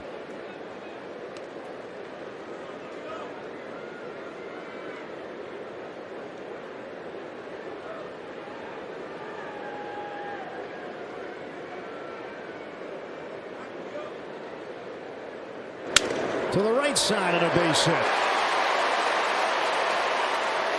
Bat died a winner. Albert has done that so often. Since putting on the Dodger uniform, he has said, okay, I'll just take the hit that way. Usually see it more with 2 strikes, but here in a 1-0 count, the ball was away from him, just kind of poked it out there where it was pitched, knowing that that side was wide open.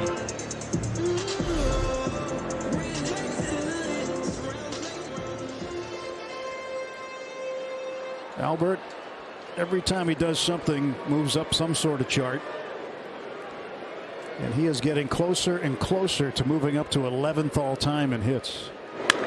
Bellinger goes the other way and deep. Back after it is Peralta, and he's got room in front of the track. Nothing across, 2 hits and 2 left. 9-0 after 4.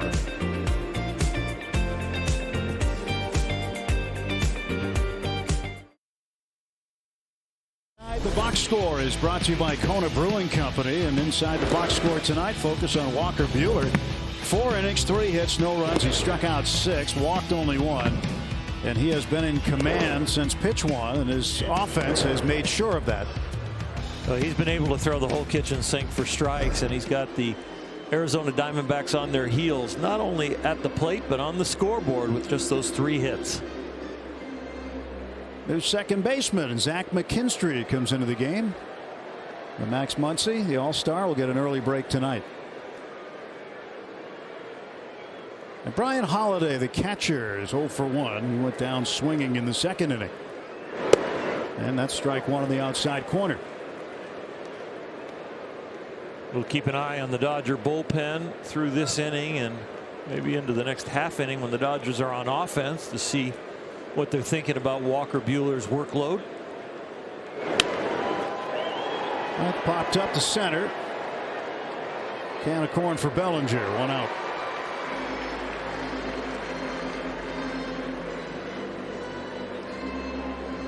So coming up to hit in the pitcher's spot will be Andrew Young.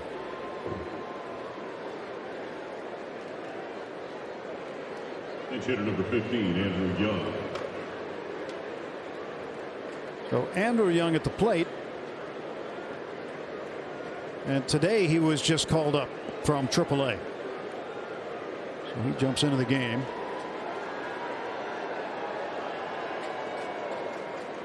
He has been back and forth from Reno to Phoenix. And he's got 2 career pinch hit home runs, both of them coming this year. He takes outside 1-1.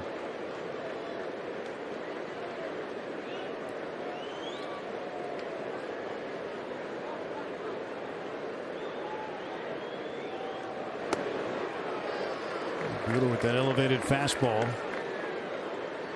And that is something that really he's had so much success with. Diamondbacks just hit a tick over 200 on an elevated fastball. It works right into his strength. They're near the bottom of the league both in average and slug against that pitch. He gets him. Coupled with a slider, it is a tough at bat. 7 punch outs for Buehler. Starts in the middle of the plate like it could be a fastball, ends up at the corner. Second baseman Josh Rojas. Now with 2 outs and nobody on, Josh Rojas, the second baseman, comes up. He's 0 for 2. Popped up to Justin Turner back in the 3rd inning, and in his first at bat tonight he struck out swinging.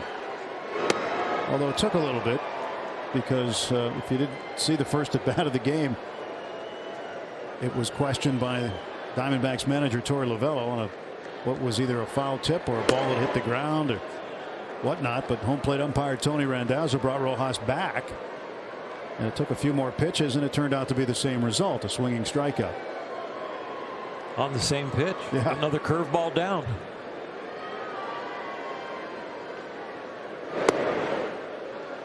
Late strike call, and Rojas didn't like it.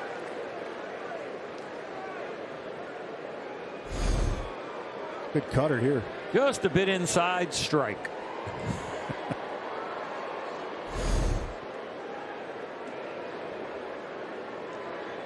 Buehler's okay with it. Now it's 2-2.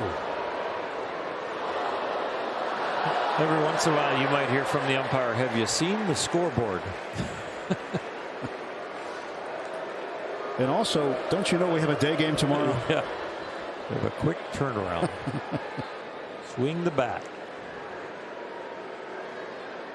2 outs and the 2-ball 2-strike offer from Buehler. It'll be 3-2.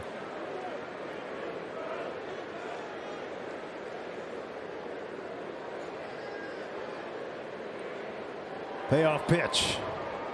That goes to the backstop, and they've got a man aboard.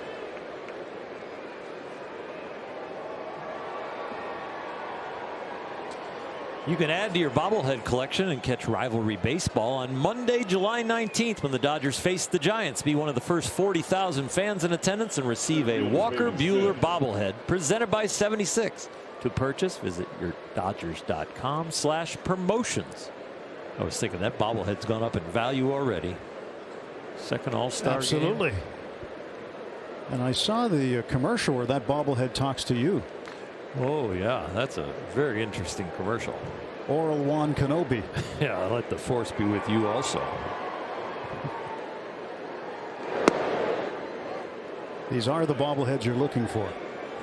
That's true.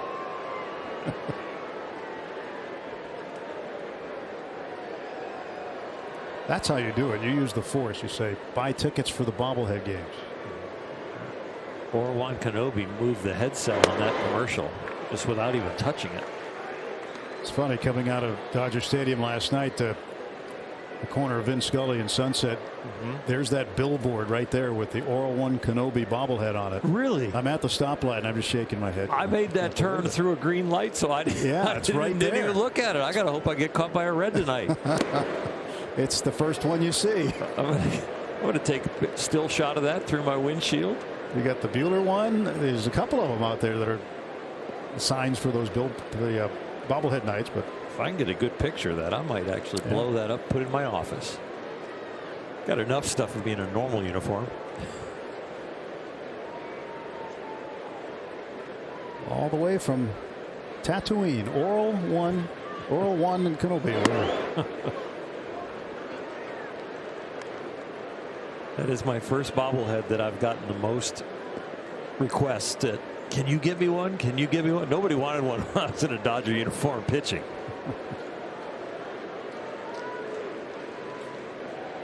Three and one. In the air to center. Bellinger coming in. That's it for the Diamondbacks in the fifth. 9-0 Dodgers.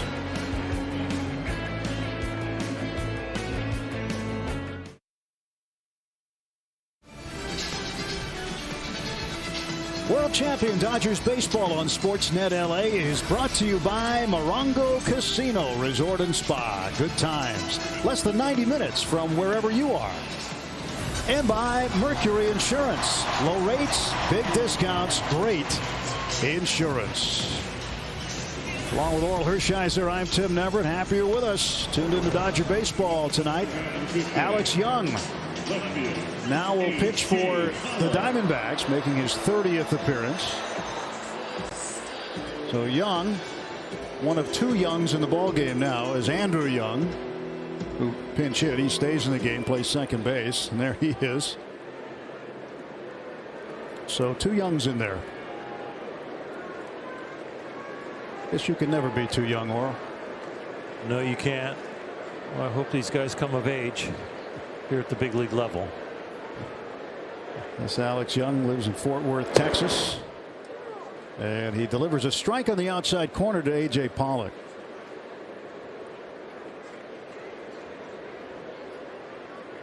A.J. with 5 home runs this month. That is tied for first in the big leagues.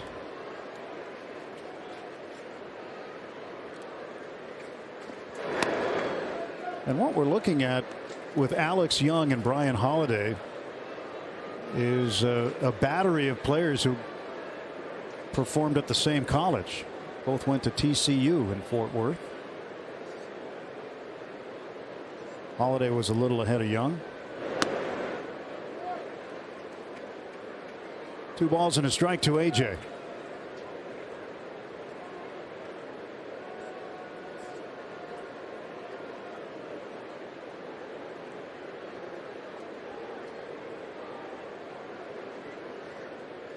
Two ball, 1 strike pitch.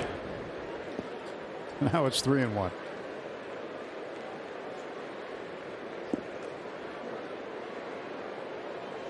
So Young was a guy who was drafted twice. There's so many guys that have drafted out of high school and turn it down, and a lot of people say, how can you turn down being drafted? But when you know you have the potential, he was drafted in the 32nd round out of high school in Illinois as he walks Pollock. And the Dodgers have had the leadoff man aboard now in 4 of the first 5 innings, and 3 times with a walk. A.J. Pollock, 6 for his last 9, coming into that at bat, that walk, and he has homered in 3 straight games.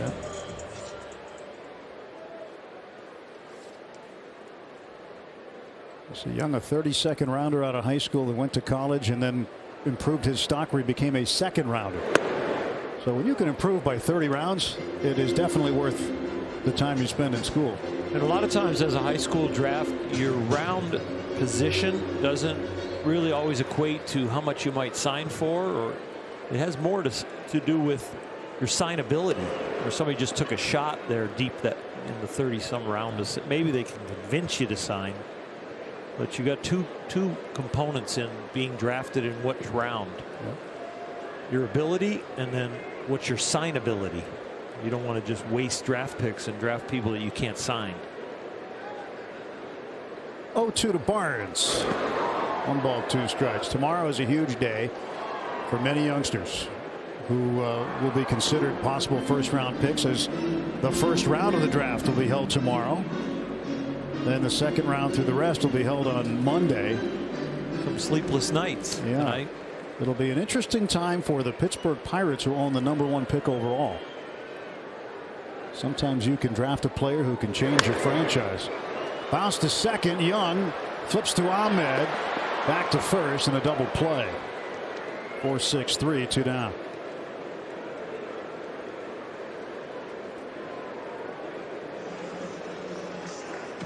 Every place in the batting order has reached base except for Austin Barnes, but he's doing a nice job ushering Walker Buehler through this game. The #1 duty of a catcher. And Buehler 1 for 1 with a walk.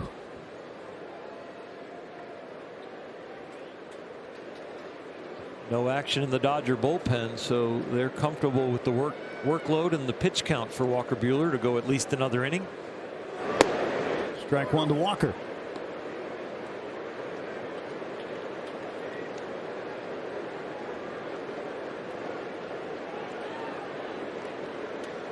Last year, Young appeared in 15 games for the Diamondbacks in a shortened 60-game season.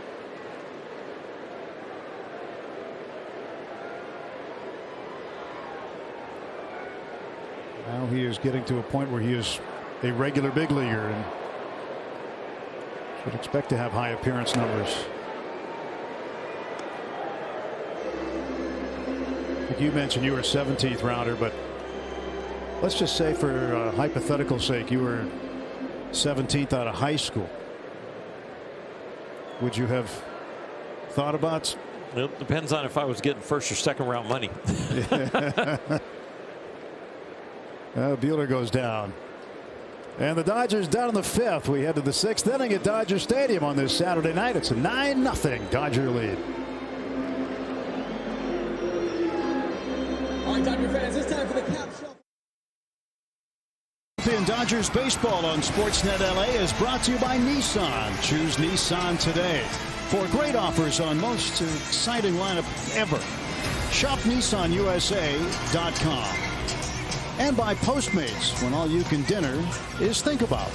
Postmates. Better than 44,000 on hand tonight.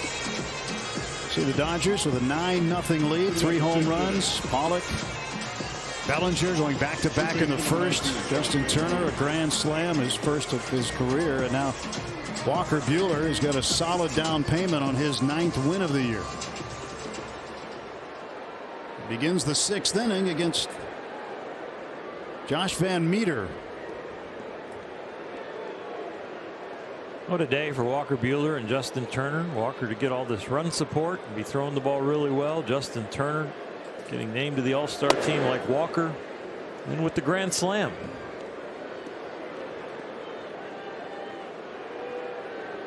Van Meter, one of the prospects that the Diamondbacks are pretty high on. Takes a strike, and it's 1-1.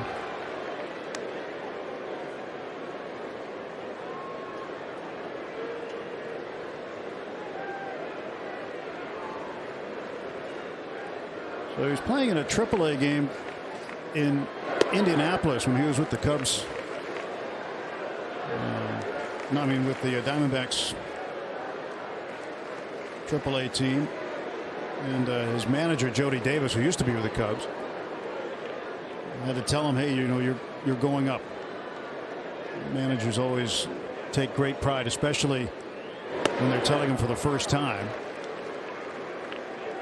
But there was an issue. Josh Van Meter couldn't reach his parents. That's usually one of the first calls you make. Yeah. So he said he couldn't get a hold of him right away, and he was struggling to do it. He got a hold of his sister first because there's this phone chain that if this were to happen. And he swings and hits a ball to center field, and underneath it is Bellinger for the out. But finally, through the phone chain, his parents found out, and they were able to finally catch up with him and get to his big league debut.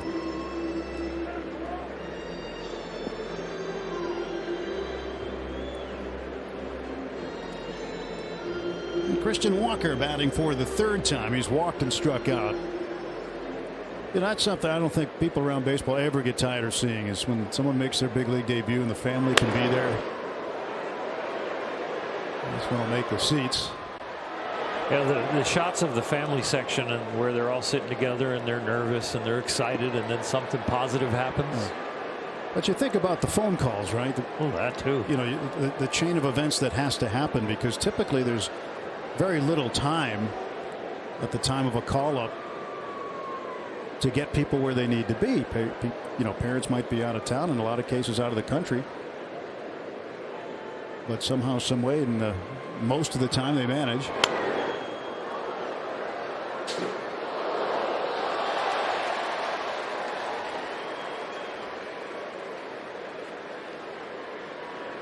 Talking to Jake Reed before the game for a minute on the field about, you know, talking to his wife Janie, who's in Japan, right, and had to miss his big league debut, but she's got a pretty big thing going on right now. Is an outfielder on the Olympic team, Olympic softball team.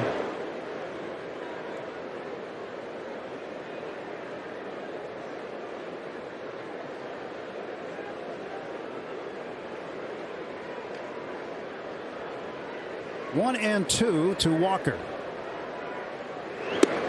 Buehler up high, 2 balls and 2 strikes.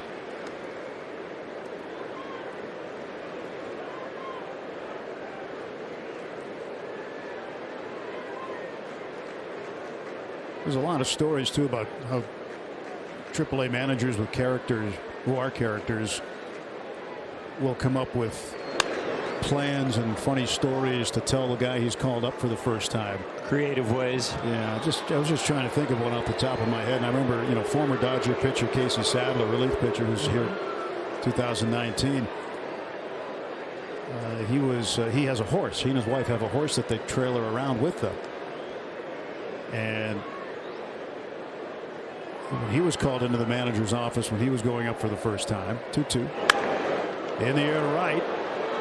And Betts backing up, still going. Ball's got some carry, and right in front of the wall, Mookie hauls it in. 2 down.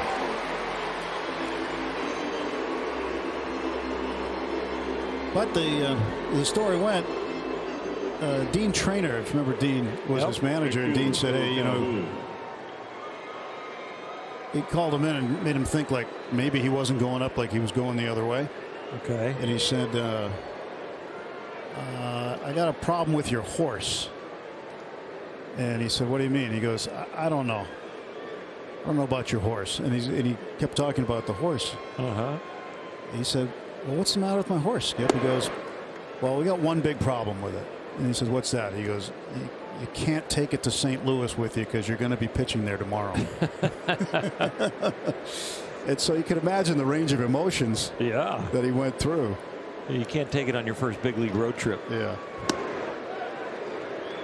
So that's, you know, one tiny example, but there have been many, many, many in baseball with AAA managers who have to have this kind of sense of humor.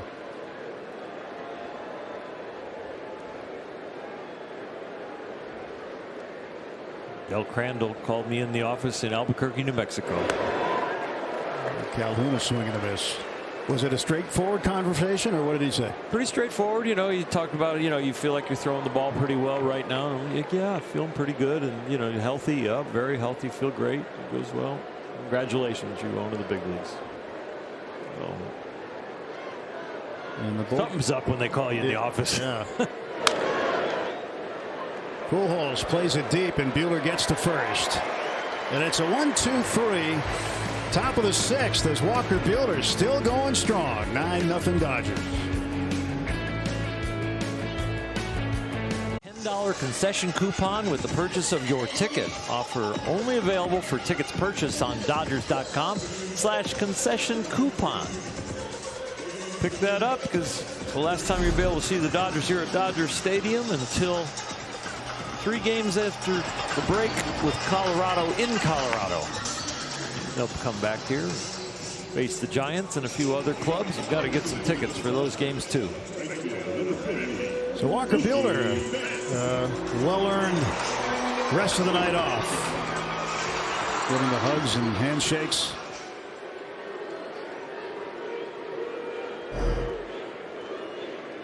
And Mookie Betts will lead things off in the Dodgers 6th. He takes inside from the lefty Young. There is Fairchild. He appeared in last night's game, first one against the Dodgers. Now Pavin Smith moves from center field to first base. Ooh, that one got Lutzy.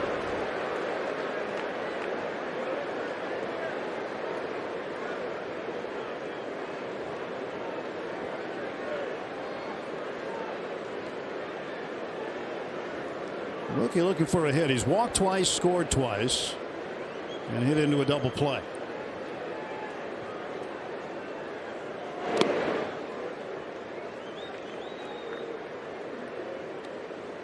The birthday boy, Phil Bickford, warming up. Both he and Scott Alexander celebrating birthdays out there in the Dodger pen.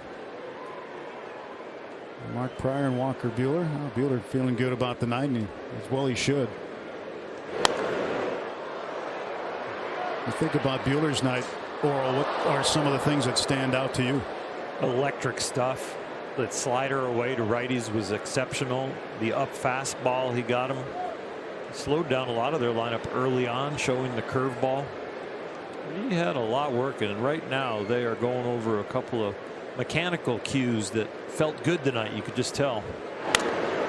Smashed foul on the third base side. He was kind of mimicking a little body language that maybe he had on the mound pre-pitch or as he got into his delivery to Mark Pryor. Kind of helped the pitching coach build his own toolbox on how to talk to Walker and some of the cues that he felt. It's one of the biggest things, is understanding what is the athlete feeling and what are the cues to get him there.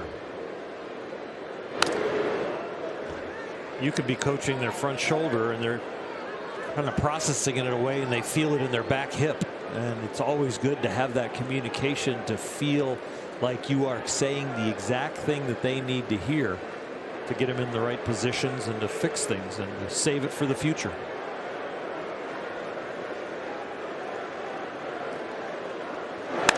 This one's down the line but hooking.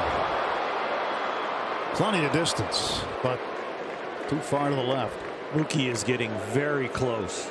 I mean, he hit a lot of balls hard last night. A line drive to center, line drive to right, goes down as offers, but same thing happening here tonight, but they're foul. Getting closer and closer to getting hot. Well, I think you have to look forward to the second half. I know he is. Historically. Yeah, he's talked about it, and again, not participating in the All-Star game because he's just trying to get rid of some of the nagging things that have been bothering him. But his main focus is to win a World Series and to help the Dodgers, and that's what he wants to do, and that's his rationale for not participating this time around. Off of Van Meter, and that'll be a base hit. Well, he didn't hit it hard, but he's going to get to balance the books a little bit. Some of his 100-mile-an-hour exit velocity line drive outs just got balanced a little bit with a seeing eye ground ball. Gavin Lux.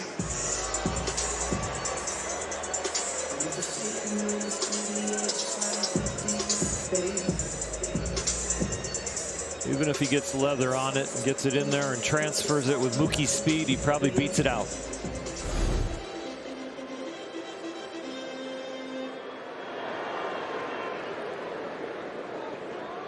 Gavin Lux, left on left matchup here with Alex Young. And he swings and hits a drive to right. And backing up on it right in front of the track is Cole Calhoun. And Lux is getting close again.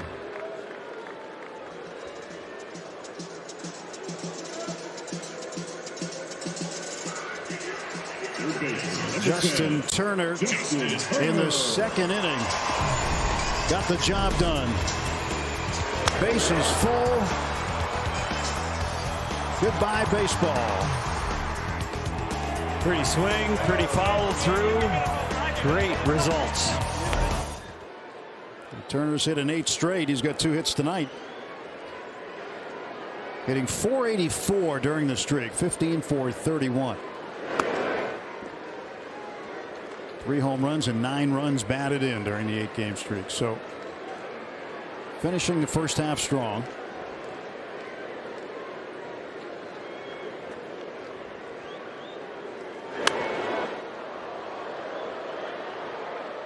One ball and 1 strike to Turner.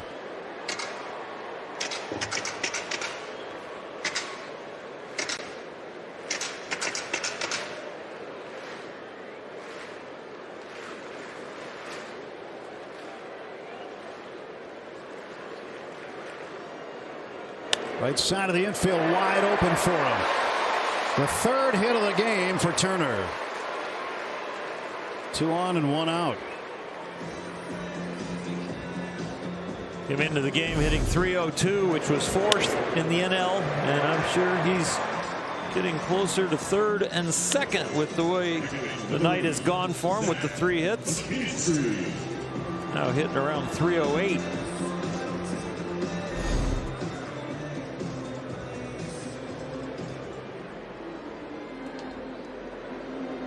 Zach McKinstry came in for Max Muncy.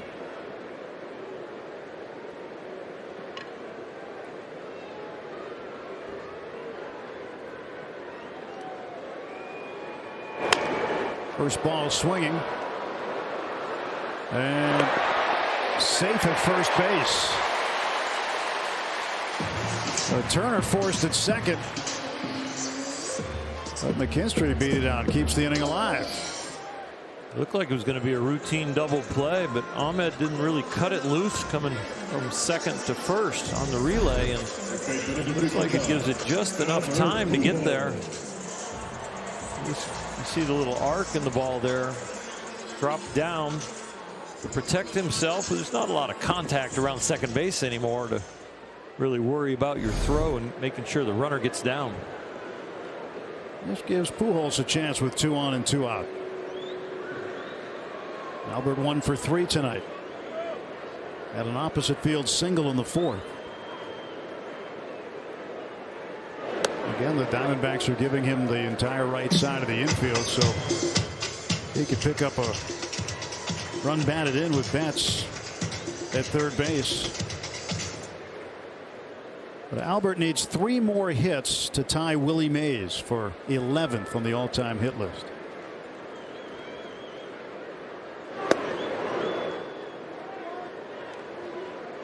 You park a couple tractor trailers lengthwise over there on the right side of the diamond, they'd fit as far as how big that hole is.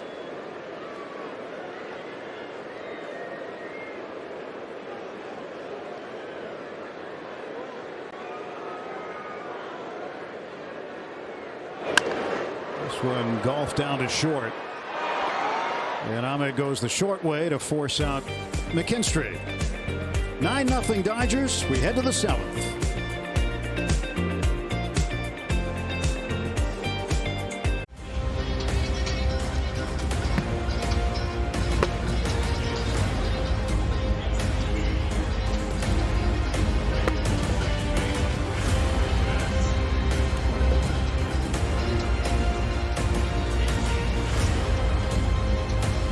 It's been a Saturday night special at Dodger Stadium. 9 runs on 11 hits. No runs, 3 hits. Walker Buehler done for the night after 6 innings. Scattered 3 hits, struck out 7, and the Dodgers have made some changes. Matt Beatty comes in the ball game. He's in right field, and Mookie Betts moves to second base. McKinstry over at third, and a strike dealt to Peralta. Phil Bickford on the mound. Happy 26th birthday to Phil Bickford. Birthday he'll remember. Likes to throw a lot of fastballs. Hopefully throwing a lot of strikes. Keep the game moving for the ball club. Let's get a ground ball to second. Watch Mookie do his thing. Little change up right there. This is not unusual for Betts, to be honest. He takes ground balls in the infield very often during the course of the week, whether it's at second or short, sometimes third. Just stays engaged in the game because he did come up originally as an infielder. And it wasn't until he was in the minor leagues with the Red Sox where they converted him to play outfield. A bouncer toward the middle. Gavin Lux in time. Terrific play by Lux to record the first out of the seventh. Started on the right side of second base, ended up on the shortstop side. Wrong foot throw with enough juice on it to Albert Pujols. Albert cheating a little bit as he stretched off the bag. Good transfer right there, and Albert with the stretch. They get him. There's the key to the play right there. Transfer from the glove while the feet are still moving and keep it in timing with the throw.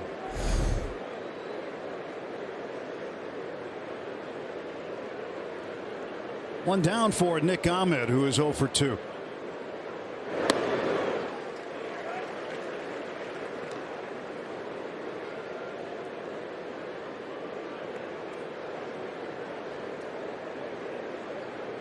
Ahmed went 0 for last night, although he did reach base twice and stole second and third. Reached on an error and walked. But tonight, nothing. Down the middle for a strike.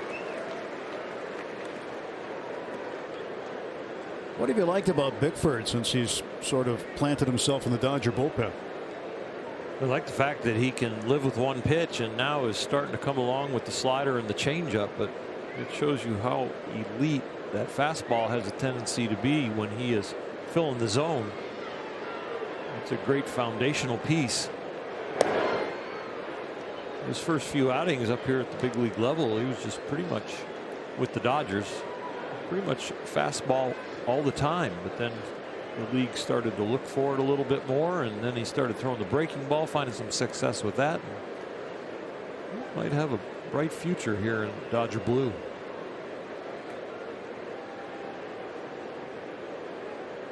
One two to Nick Ahmed. 2 balls, 2 strikes. Just to finish up a couple of numbers with Walker Buehler tonight. 95 pitches in the 6 innings, but okay in the first pitch strike department, 14 out of 23. And he only got himself into 3 3-ball counts. So really was not in trouble at all during his outing. And down on strikes goes Ahmed. Second time he has whiffed tonight. We've seen this combination before to right-handed hitters here tonight. It was Walker Buehler before, but Bickford right here goes 96 with a fastball and then 84 with a slider that looks like a strike for a while and then bends off the plate. I mean, that was very Buehler-esque.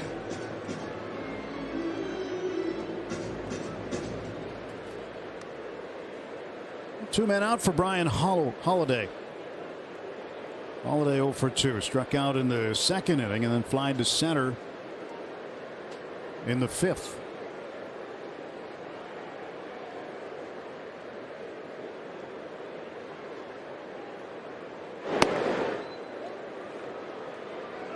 Look out at second base. Mookie Betts heels on the outfield grass, playing over the shortstop side in the shift.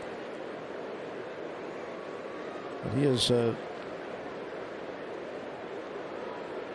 played second base a few times. 17th time in the big leagues he'll play second base, and it's the second time with the Dodgers. First time, remember, he started against Arizona last September. September 10th, he started a game at second, played the whole game there.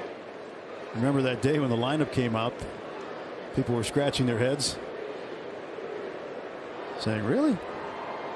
But he can do it.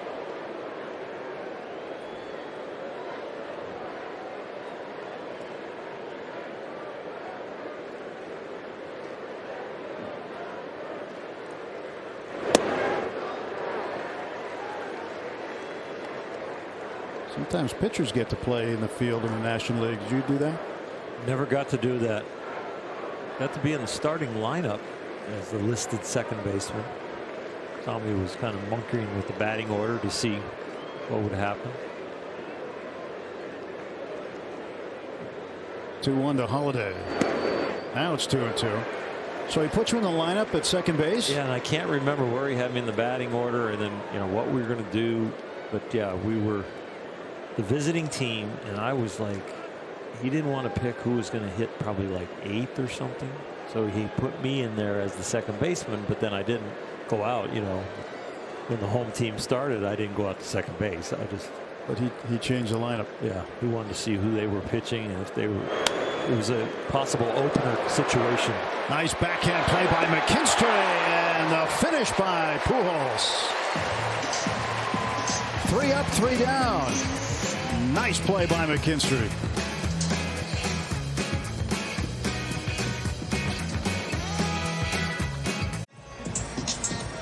That's more like it for the Dodgers tonight, 9-0, and we welcome you inside the booth here at Dodger Stadium with Oral Hershiser. I'm Tim Neverett. What a difference 24 hours can make when you talk about these two ball clubs. Yeah, you know, the Dodgers are going to be looking forward to tomorrow trying to win the series, but yesterday they were beating all 3 categories, runs, hits, errors. But tonight they're playing a clean game. They've only walked a couple guys. Walker Buehler's been fantastic, and the offense has really supported him. Cody Bellinger will lead off against Alex Young. Well, he hit a blast in the first inning. Scored Max Muncy a 2-run shot. Dodgers put up a 5 spot in the first. 4 more in the second.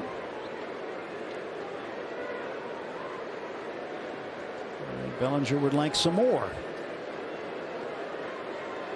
Facing the left-hander Alex Young. And hitting right to the second baseman. And Andrew Young throws him out. So 1 away.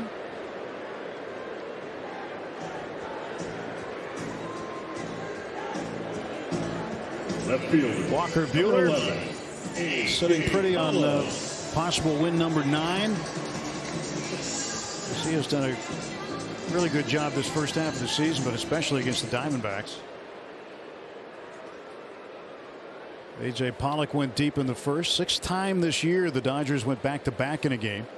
Bellinger and Pollock bookending home runs in the first.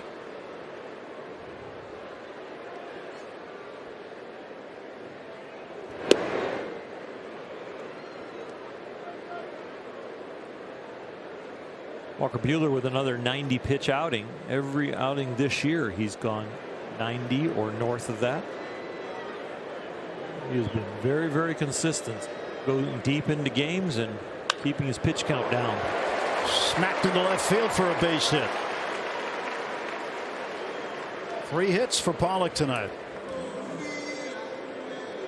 7 for his last 10 and homered in 3 straight games. Not on Thursday, he didn't play, but 3 straight games where he has played. Homered in all 3, including tonight. Well, he may not want the first half to come to an end. No, he might come to the stadium every day and make sure he keeps swinging the bat.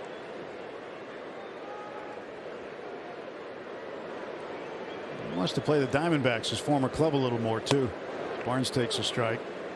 So this year against the Diamondbacks, A.J. Pollock, what about these for numbers now after that base hit?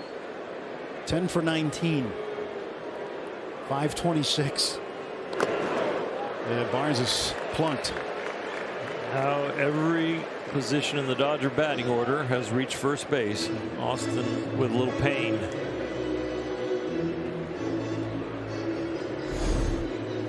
Right on his back puppy. Nope, the front foot. 45, And of course it missed the shin guard.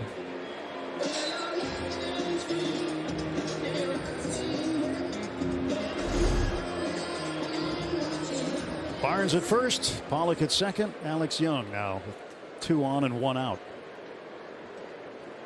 Matt Beatty getting in the number 9 spot in the batting order.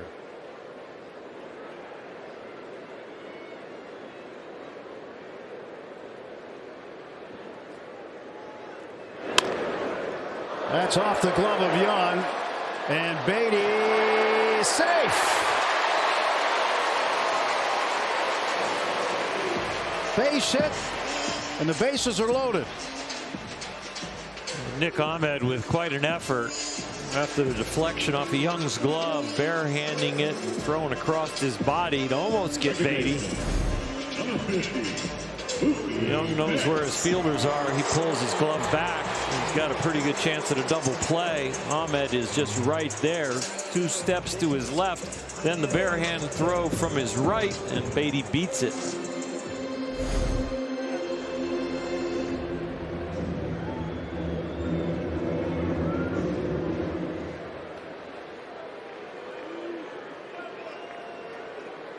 Mookie 2 for 10 with the bases loaded this season.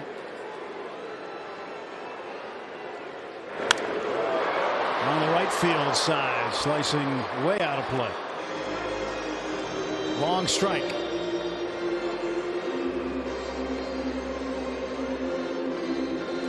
Over the last few nights, we've talked about Mookie and hitting the ball hard, not getting anything to show for it. The last at bat, routine ground ball that he got a hit because of the seeing eyes.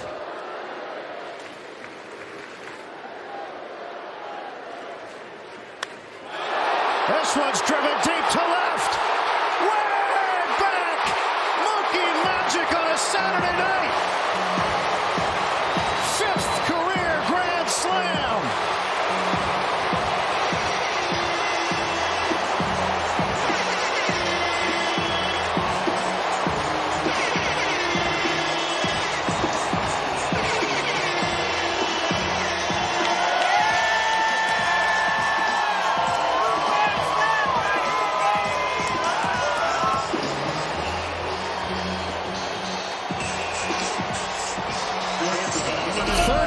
Nothing Dodgers as Mookie has a moment.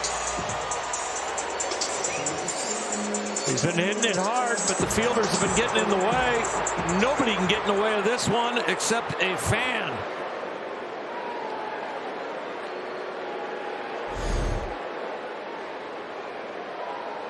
What a blast. And now the Dodgers, for the 2nd time this year, have had 2 grand slams in a game. Pollock and Beatty did it in Milwaukee earlier this year. And now Turner and Betts do it tonight.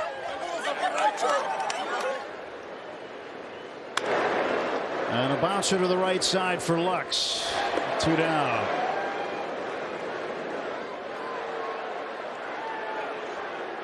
Career grand slam number 5. The Dodgers on the season now 1 off a franchise record with 9. And here is Zach Rex, who was called up just before the game today.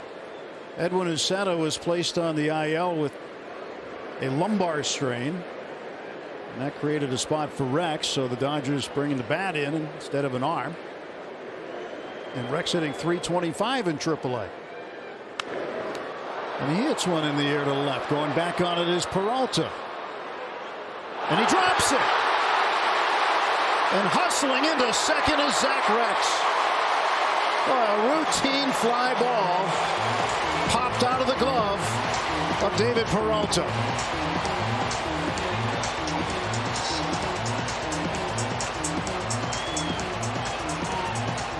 Diamondbacks at 26-64. And this is really hurts. It's embarrassing. Talk about poor presentation when you're down 13-0. That one just fooled him, and the glove was kind of in an odd position, and David Peralta is in a lonely place right now in left field.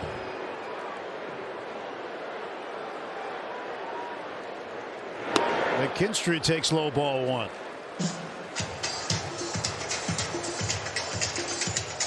Well, it's rare to see a grand slam in a game. It's far more rare to see two by the same team. But the Dodgers have complied tonight.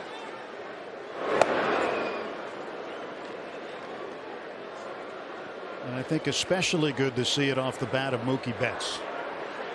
Guy who has not had a first half that he's been accustomed to.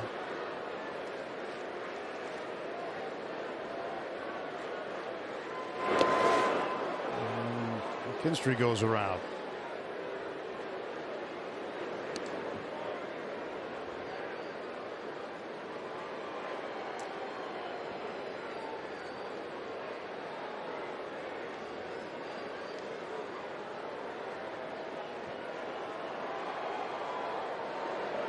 Ball and 2 strikes to Zach.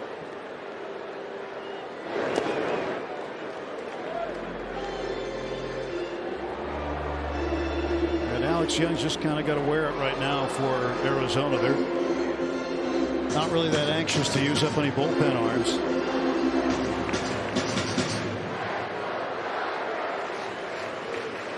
Dodgers have a little activity going on right now in the pen. And Rex hits a high fly ball to left center field. It is carrying well. It is gone.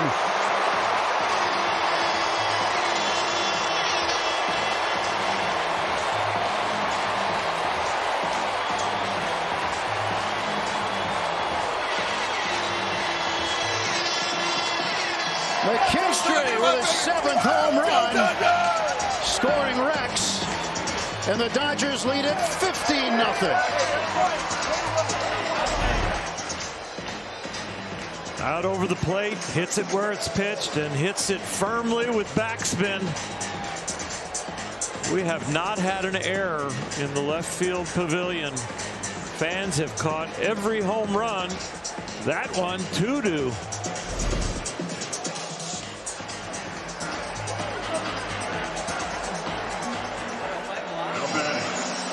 And Zach has been going yard pretty often.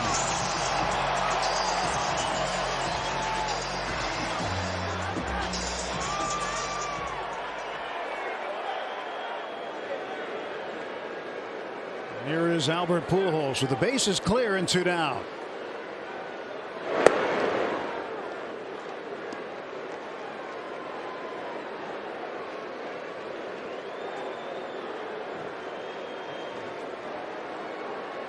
Four home runs over the last 11 games for Zach McKinstry. Pujols drives one. This one's gone into the home run seats. Albert Pujols hits the big fly, and that's career home run number 674.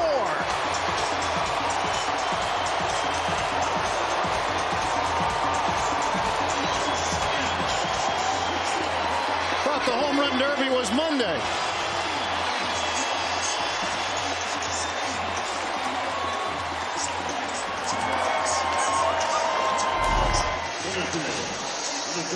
Gets the foot down, gets full extension, and pretty much knows it's gone. It's on a line, and that's the only doubt.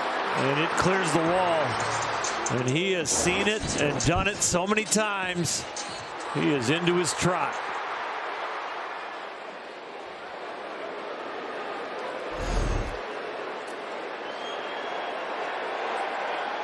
It's special when that guy hits one.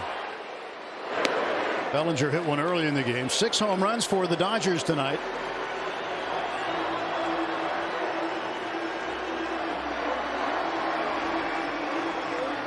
It's his 7th home run with the Dodgers.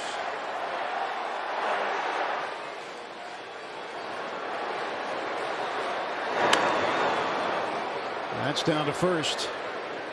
And Pavin Smith beats Bellinger to the bag, but another big inning. Mookie Betts with a grand slam to highlight it.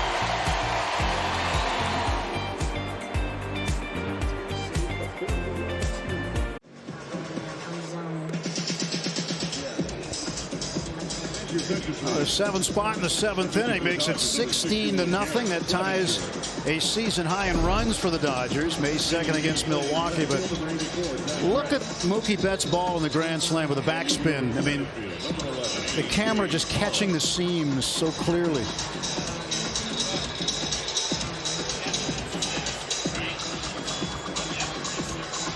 Fifth career grand slam for Mookie Betts. Camera's catching a different kind of launch. Looks a lot like a spaceship.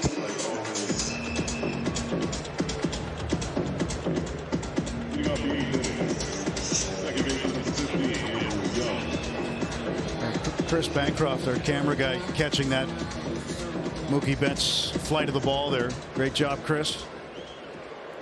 Next shuttle launch, he'll be on that crew. Yeah. Garrett Clevenger now takes over. Top of the 8th inning. Facing Andrew Young.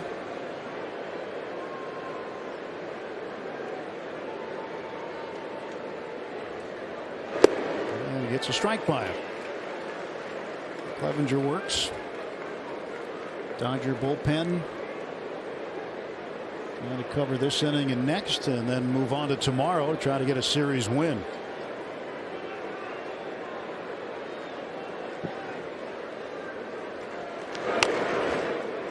Roll it down the third base side. Will it go foul?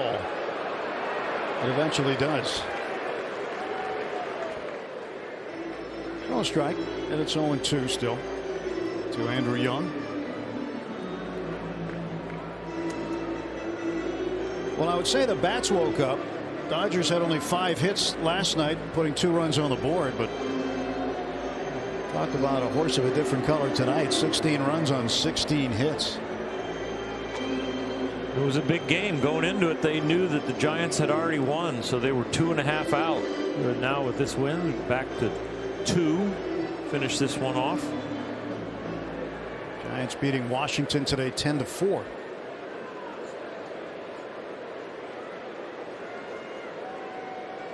Padres are losing 3-0 in the top of the 8th in their game to the Rockies. And the Padres are at home. And the Rockies are a team that has struggled extremely on the road. But at home, they're one of the better teams in the National League. Padres are 4.5 back. Looking to fall to 5 if that score stays the same. The ball hit high and deep to center field. Pollock goes back and watches it. Andrew Young with a home run, and that gets the 0 off the board. It's 16-1.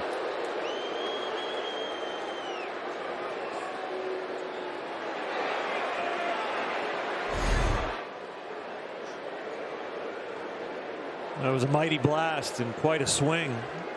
Right on time from a very strong young man. Shooter number 12, Varsho. Well, Young with a leadoff home run gets the Diamondbacks on the board.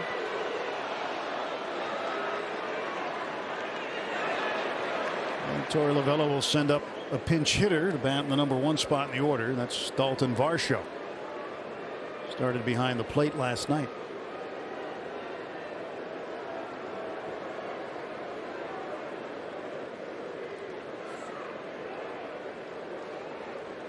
You saw Pollock in center field watching that ball go. He moved from left over to center, and Zach Rex stayed in the game to play left.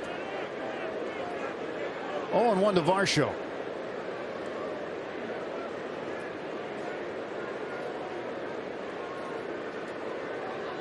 Baseball's flying tonight at the Ravine. That was just the 4th hit for the Diamondbacks in the game, by the way. They've been offensively challenged tonight. Dodgers have more home runs than they have hits. That's when you know you're in trouble. Yeah. They have half as many grand slams as they have hits. That's right.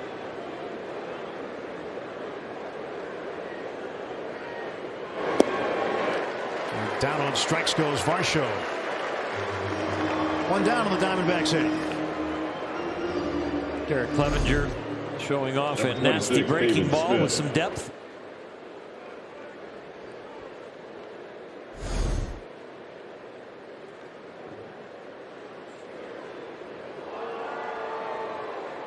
Always good to go into the last game of a series after a win. That'll be the case tomorrow afternoon. Once this thing wraps up, 15-run lead. You hate to assume anything in baseball, but chances are strong it's a safe lead.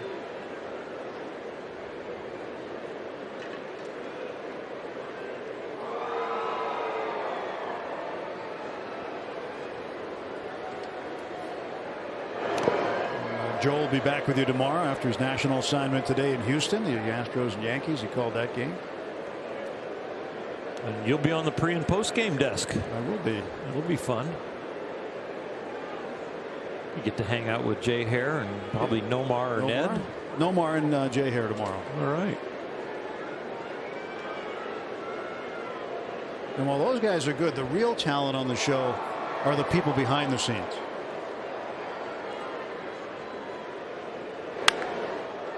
It's a pop-up. Luck's waiting for it. And 2 down. And now a word from Morongo. Good times are calling you. Play with friends. Good times. Number 19, Josh Van Meter. The Clevenger with 2 down will face Josh Van Meter, the third baseman. Have you seen the little bulldog yet? Yeah, for sure. Yeah, we saw him. Little Theo Davis. Yeah, he is 15 pounds 15 ounces when he came home, and 20 inches long and lean. Very happy baby in the Davis family. That's great. He's a good sleeper, and he's a very quiet baby. Doesn't cry at all. Theo Oral Davis. Anybody calling the little bulldog yet? No, but I bought him a lot of monogram onesies that say little O on it. We got it at 3 months, 6 months, 9 months. I'm going to continue. He's going to be in a onesie when he's 16. All the way through high school? Yeah. You got it all pre-ordered? Yep. Got him some towels with his initials on it. All right. Yeah, he's pretty well outfitted.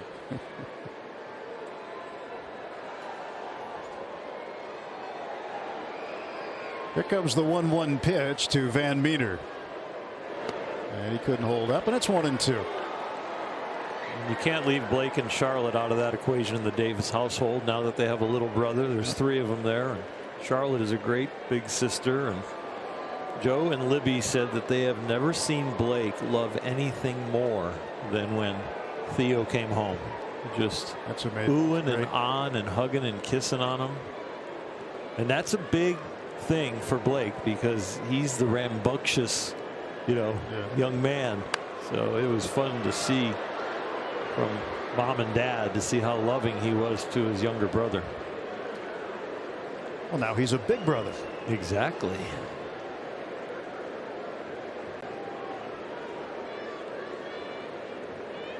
Cut into the Hershiser budget a little bit because now when we get gifts for Theo, we have to make sure we do it for all the kids. It's a trifecta every time. Yeah, I think they had something in mind when they threw that name in there in the middle. I think so. They can't wait to see Uncle Orl and Aunt Dana coming. Yeah. I just get the investments to do well. Maybe we can help out with the college education. There you go. I really didn't say that, Joe.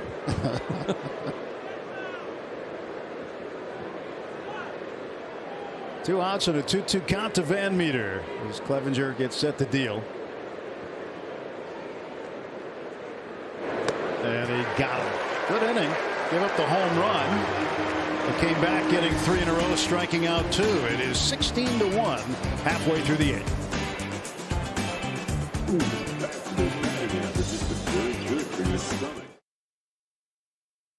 Make sure you stay with us after the game for Access Sportsnet Dodgers, presented by your Southern California Ford dealers. John Cherry Nomar getting ready. And the other talent on the show, there's Dean. Dean standing there on the right. That's who you were talking about. Does a great job behind the scenes. It's one of them. One of many. Dean, move over. You're in the shot, Dean. There you go.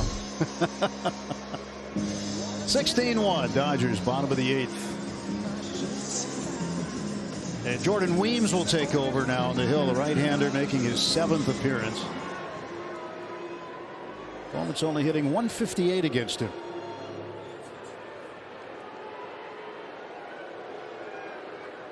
A good night at the office for the Dodger bats, that's for sure. And A.J. Pollock, part of that. 3-hit night, 2 singles and a homer.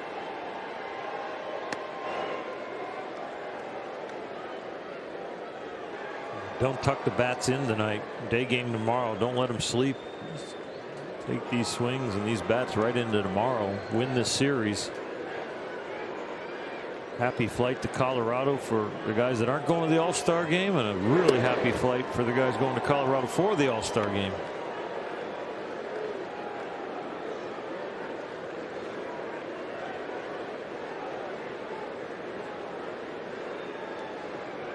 Those 3 are going.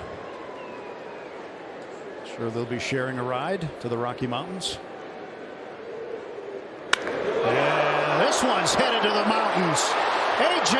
Pollock has hit his 2nd home run of the night. 17-1.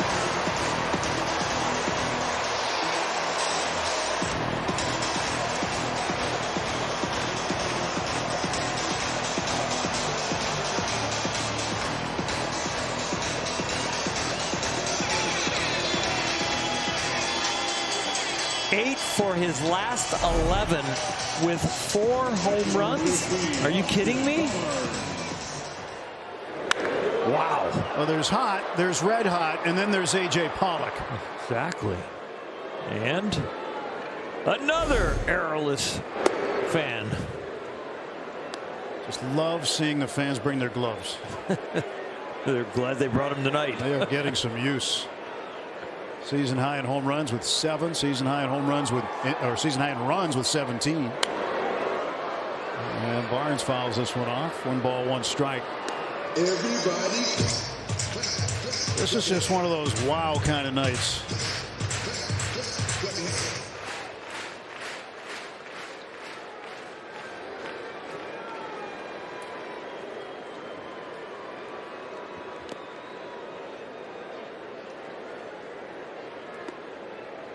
First batter Weems faces. A.J. Pollock hits it out. A 4-hit night for A.J. Austin without a hit, but he did reach bases last time up when he was hit on the foot by a pitch. Fouls it back.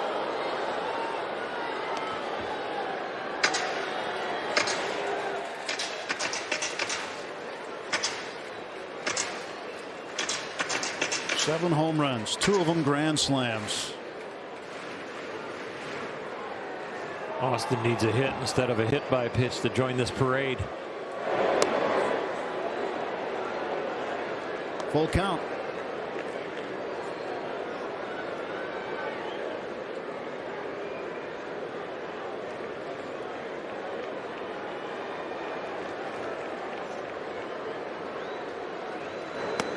And he's walked.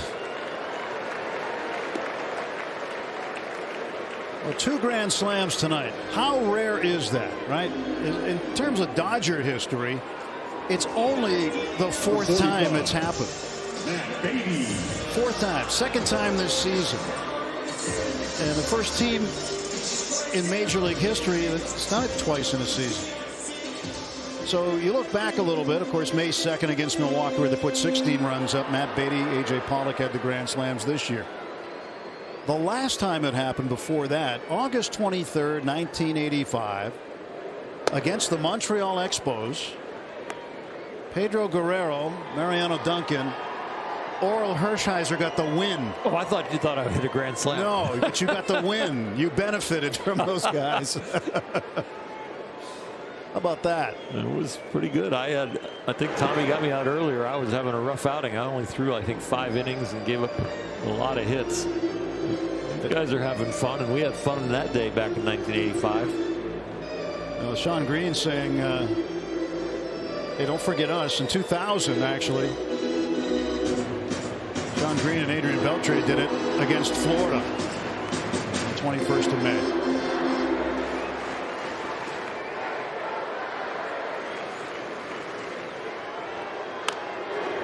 Beatty bounces one foul.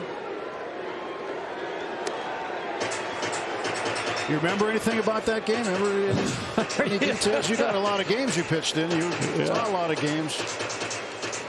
I do not remember anything about that game. Other than, I guess there were 2 grand slams I remember. Well, that's good. I'm glad you remembered those. Yeah.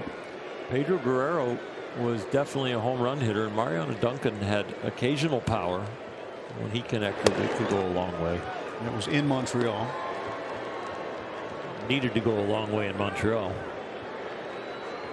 It wasn't the best hitter's park.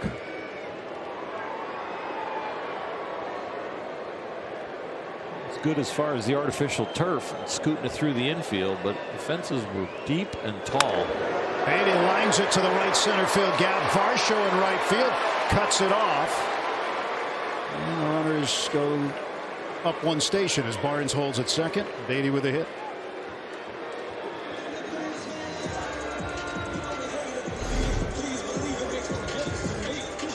Changeup that he's a little fooled on, but he's got enough swing after he releases the top hand to get the barrel on it.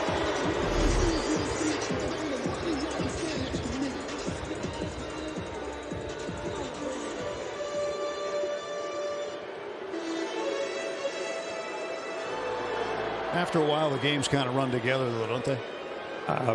Yes. Once you cross over the 60 mark. Yeah. How many times has somebody come up to you and said, hey, remember this game and this happened? And you're like, I probably should remember, but I don't. Give me some hints.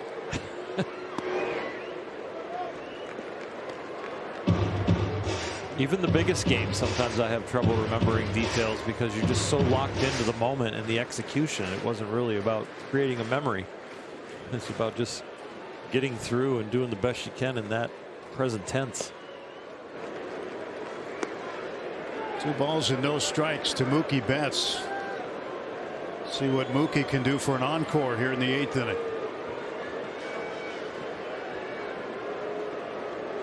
Playing second base some tonight. He started in right, but he's finishing the game at second. He may not get a pitch to hit.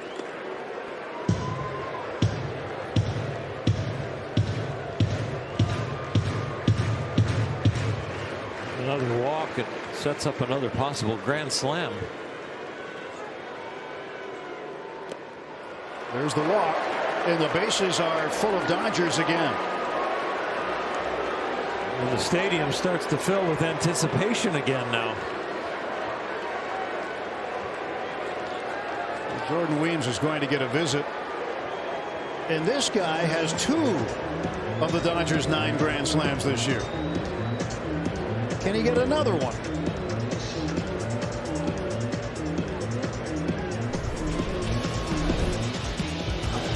First one was off of Kevin Ginkel of Arizona here at Dodger Stadium. And this one in San Francisco.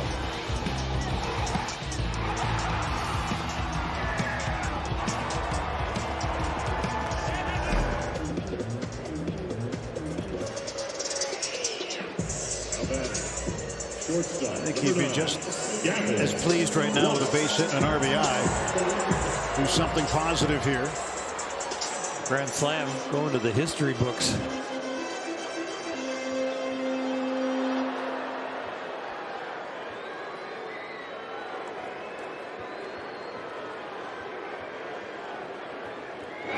First pitch inside for a ball.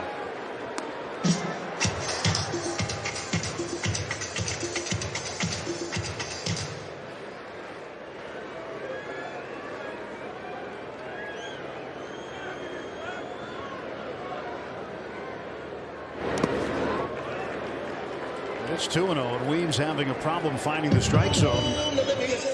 But if you're Lux sitting there 2-0, pretty good hitting count. A real good hitting count, and just looking for a cookie because you got a guy that is struggling with hitting the strike zone, so he's not worried about hitting the corners. Their strategy should be set up right down the middle, and you'll probably end up on one corner or the other.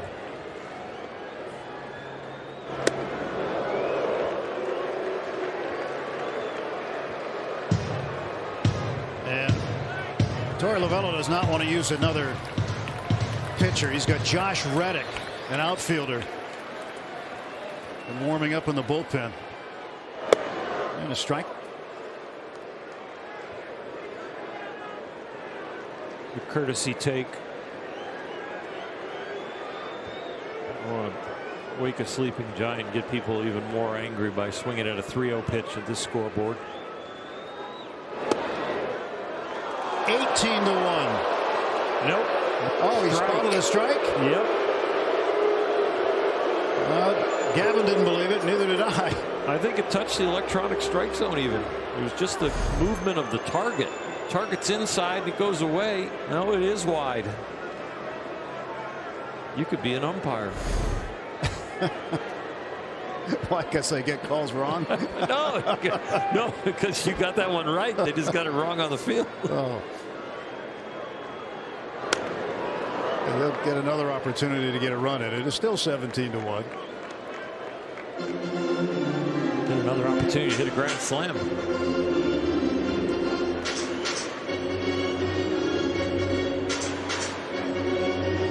2011, a game in late August, the Yankees hit 3 grand slams in a game against Oakland. 3-2, and this one down the right field line, but that's going to be foul. He's going to need a new bat.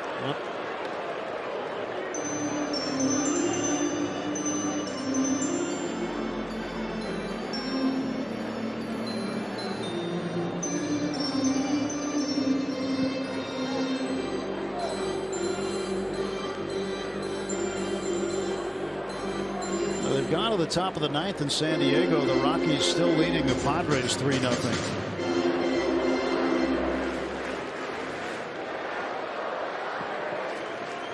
The Giants defeated Washington today by a 10-4 score. And the payoff pitch coming to Gavin Lux. There's a ground ball into right field, a base hit. Here comes Barnes. Here comes Beatty. Here comes Mookie. It's a 3-run triple for Gavin Lux. And the Dodgers just absolutely pouring it on the Diamondbacks, 20-1.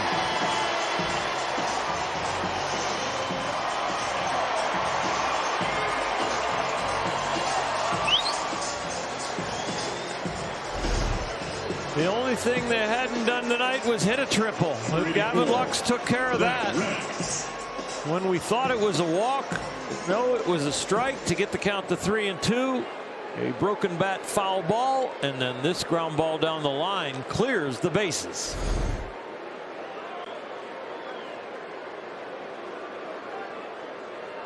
Zach Rex reached on an error by Peralta in left field when he dropped the fly ball in the 7th inning.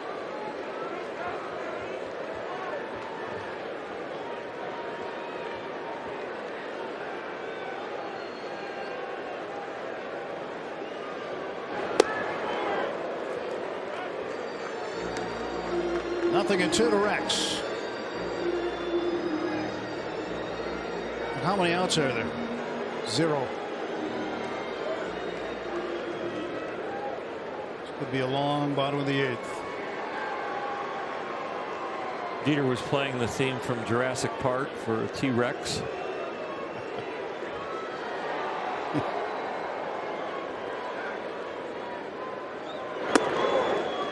Kind of looks like a T-Rex with his batting stance. There it is again. From the center field camera with the hunched over with the knees and the elbows kind of hanging over the plate. You're saying he's got short arms like a T-Rex? Well, he's just got him all curled up, ready to launch. 2-2. Everybody clap your hands.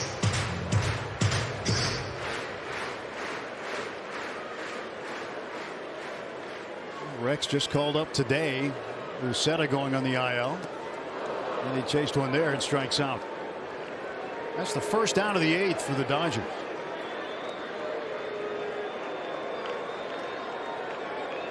And now Torey Lovullo is going to come get Jordan Weems, and he's going to bring in a position player, Josh Reddick. And a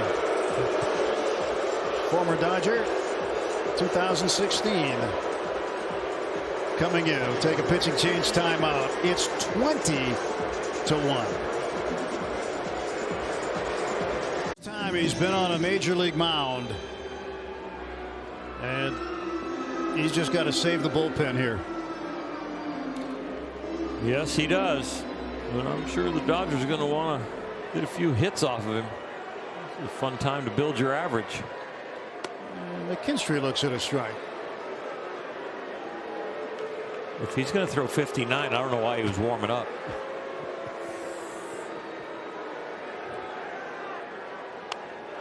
And Zach hits it to right field. It is caught, and tagging was Lux. Lux is going to head back to third base. Dana Weeble said, hey, get back here.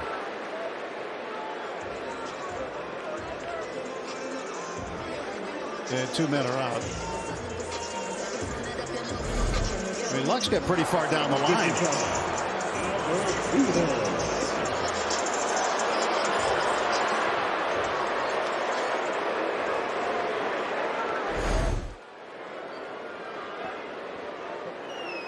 Very interesting what just happened there. I'm going to have to give Dino a call after the game and say, what was that? What was that? That was either being held up because the score is already completely out of balance and we shouldn't be attempting to go, or they just decided to deke that he was going because the ball was so far up the line he could have scored easily.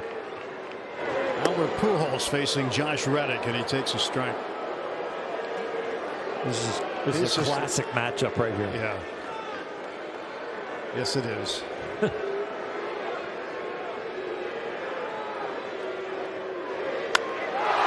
Albert just pulverizes one. 2 home runs for Albert Pujols. My goodness.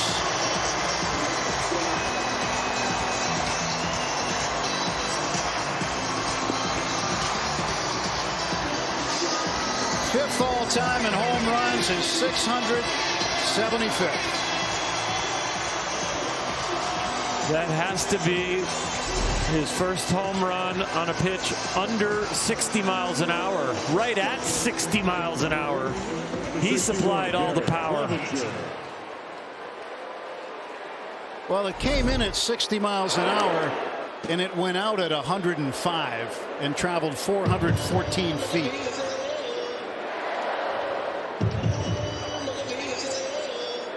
And you saw him kind of smile at Reddick before that. And Clevenger's got himself a hit. And he's going to pull into second with a double.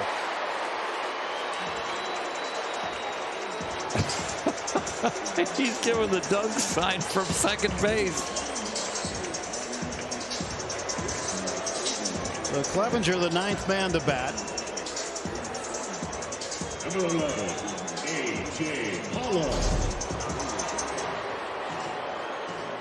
That swing right there, get a souvenir. They got the ball for him.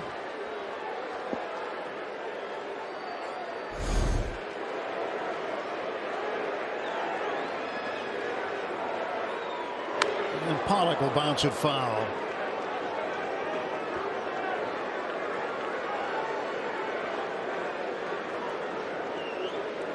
So the 8 home runs in the game by the Dodgers.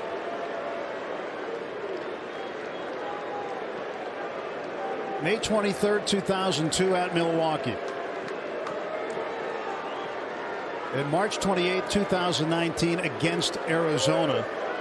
Jock Peterson had 2 and Kike Hernandez had 2. Barnes, Seager, Bellinger had the others.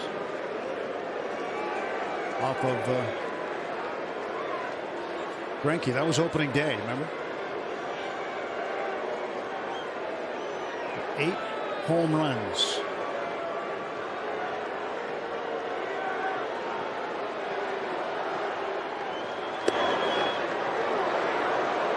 Pollock with 2 home runs. Pujols with 2 home runs.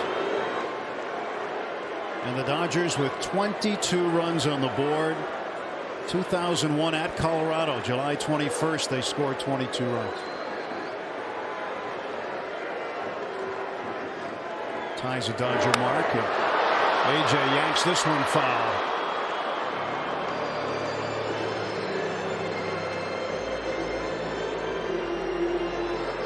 Oh, what a night at the old ball yard, huh? You will remember this one for a while. So will this team. You got the landmark of a game away from the All-Star break. Trip to the White House on the last road trip, and then this score. Now you're getting BP fastballs from a position player. Try to finish up the game. Walker Buehler and Justin Turner get named to the All-Star team. Dodgers get 22 runs at home and might not stop there.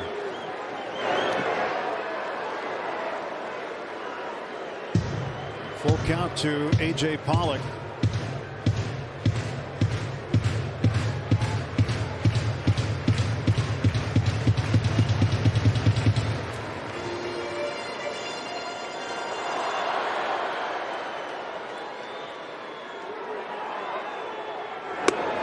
And he's walked.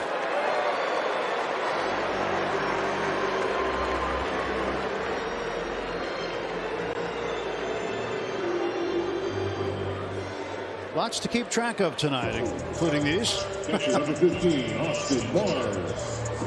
And that 22-run performance, the last one, back in 2001. At Coors Field in Colorado, and you might have expected a high-scoring game. They've had plenty of them in Colorado.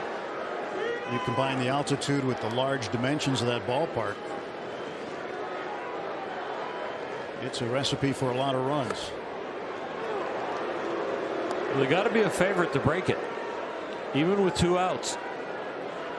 And you're looking at pitches at 60 miles an hour and a big league hitter up there. And a ground ball toward the middle, but it's picked up by Young, and he steps on the bag to force out Pollock. But the Dodgers put 6 more up, and the machine operating at full strength.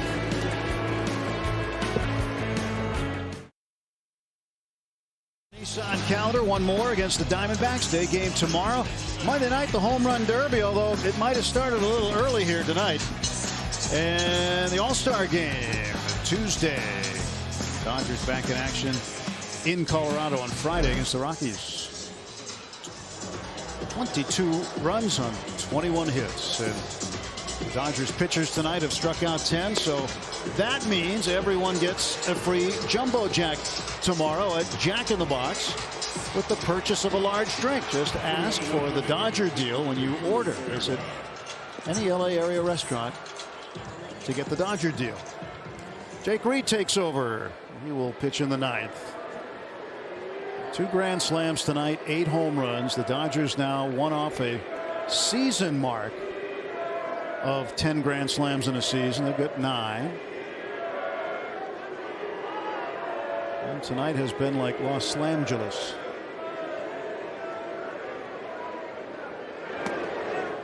Jake Reed. There's the first pitch in to Stuart Fairchild.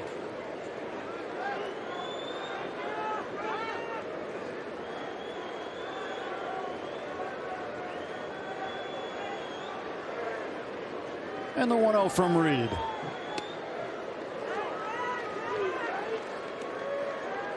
You've been on both sides of these boat races. It's a little different when you're in the first base dugout as opposed to the third base dugout tonight. But each player who's been down there has been on both sides of these.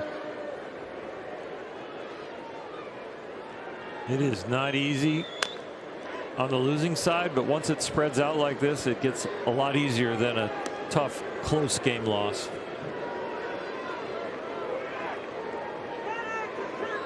Dave Roberts will send out Tony Gonsolin tomorrow to wrap up the first half.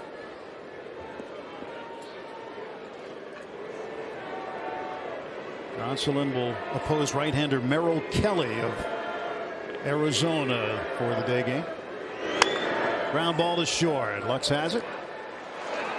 One down.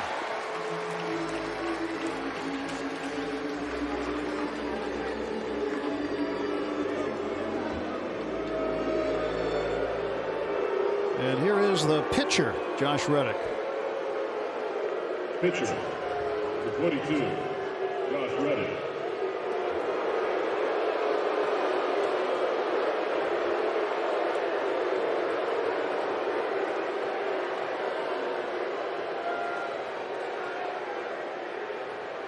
Reddick waiting for the first pitch from Jake Reed. Here it is.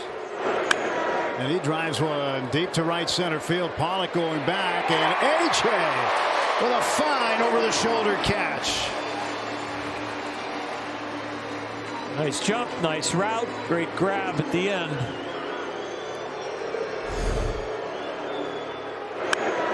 Fans are still sticking around, and they are still getting a show.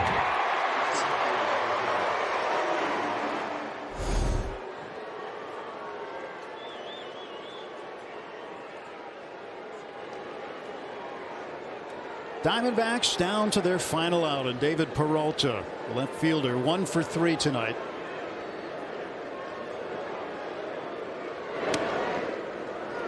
Jake Reed gets to finish this one off. He starts him with a strike. Dodgers were just one swing away from their 9th shutout of the year, but they will take it at 22-1 if that's where it ends up.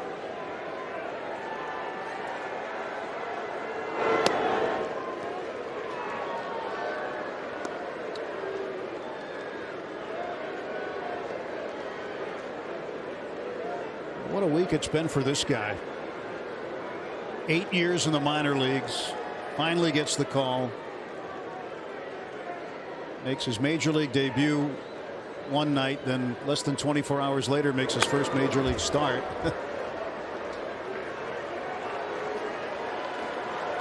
Oh, he's got his first major league game finished. As the fans get up around Dodger Stadium. One more strike to get for Jake Reed. They have seen a beauty, and they are showing their appreciation.